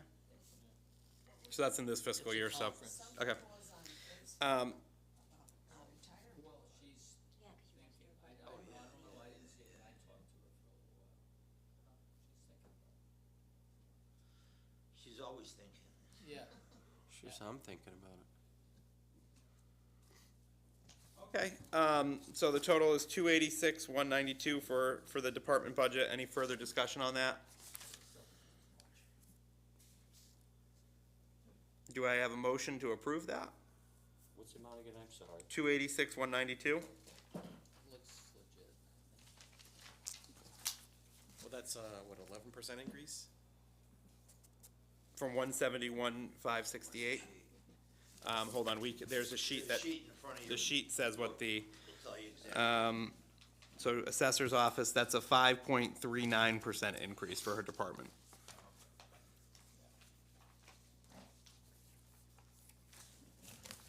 I mean, okay. So 286, 192. I mean, we can make changes if folks want to, but otherwise, I'll take a motion for it.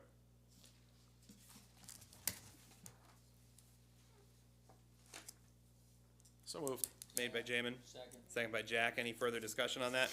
Hearing none, all those in favor, please indicate by saying aye. Aye. Opposed, abstention, motion carries. There was an article about the river stuff. Oh, I haven't read it yet. Remember we talked about the issues? Next is the Board of Assessment Appeals, which is number 2121. Yes. And let's take a look. So they're looking for a increase, no increase, same amount of money, $600. Their estimated expenditure for this year is $150. I mean, do we want to put that down to the estimated expenditure for the year of $150, or does it not really matter? I mean, it's $50.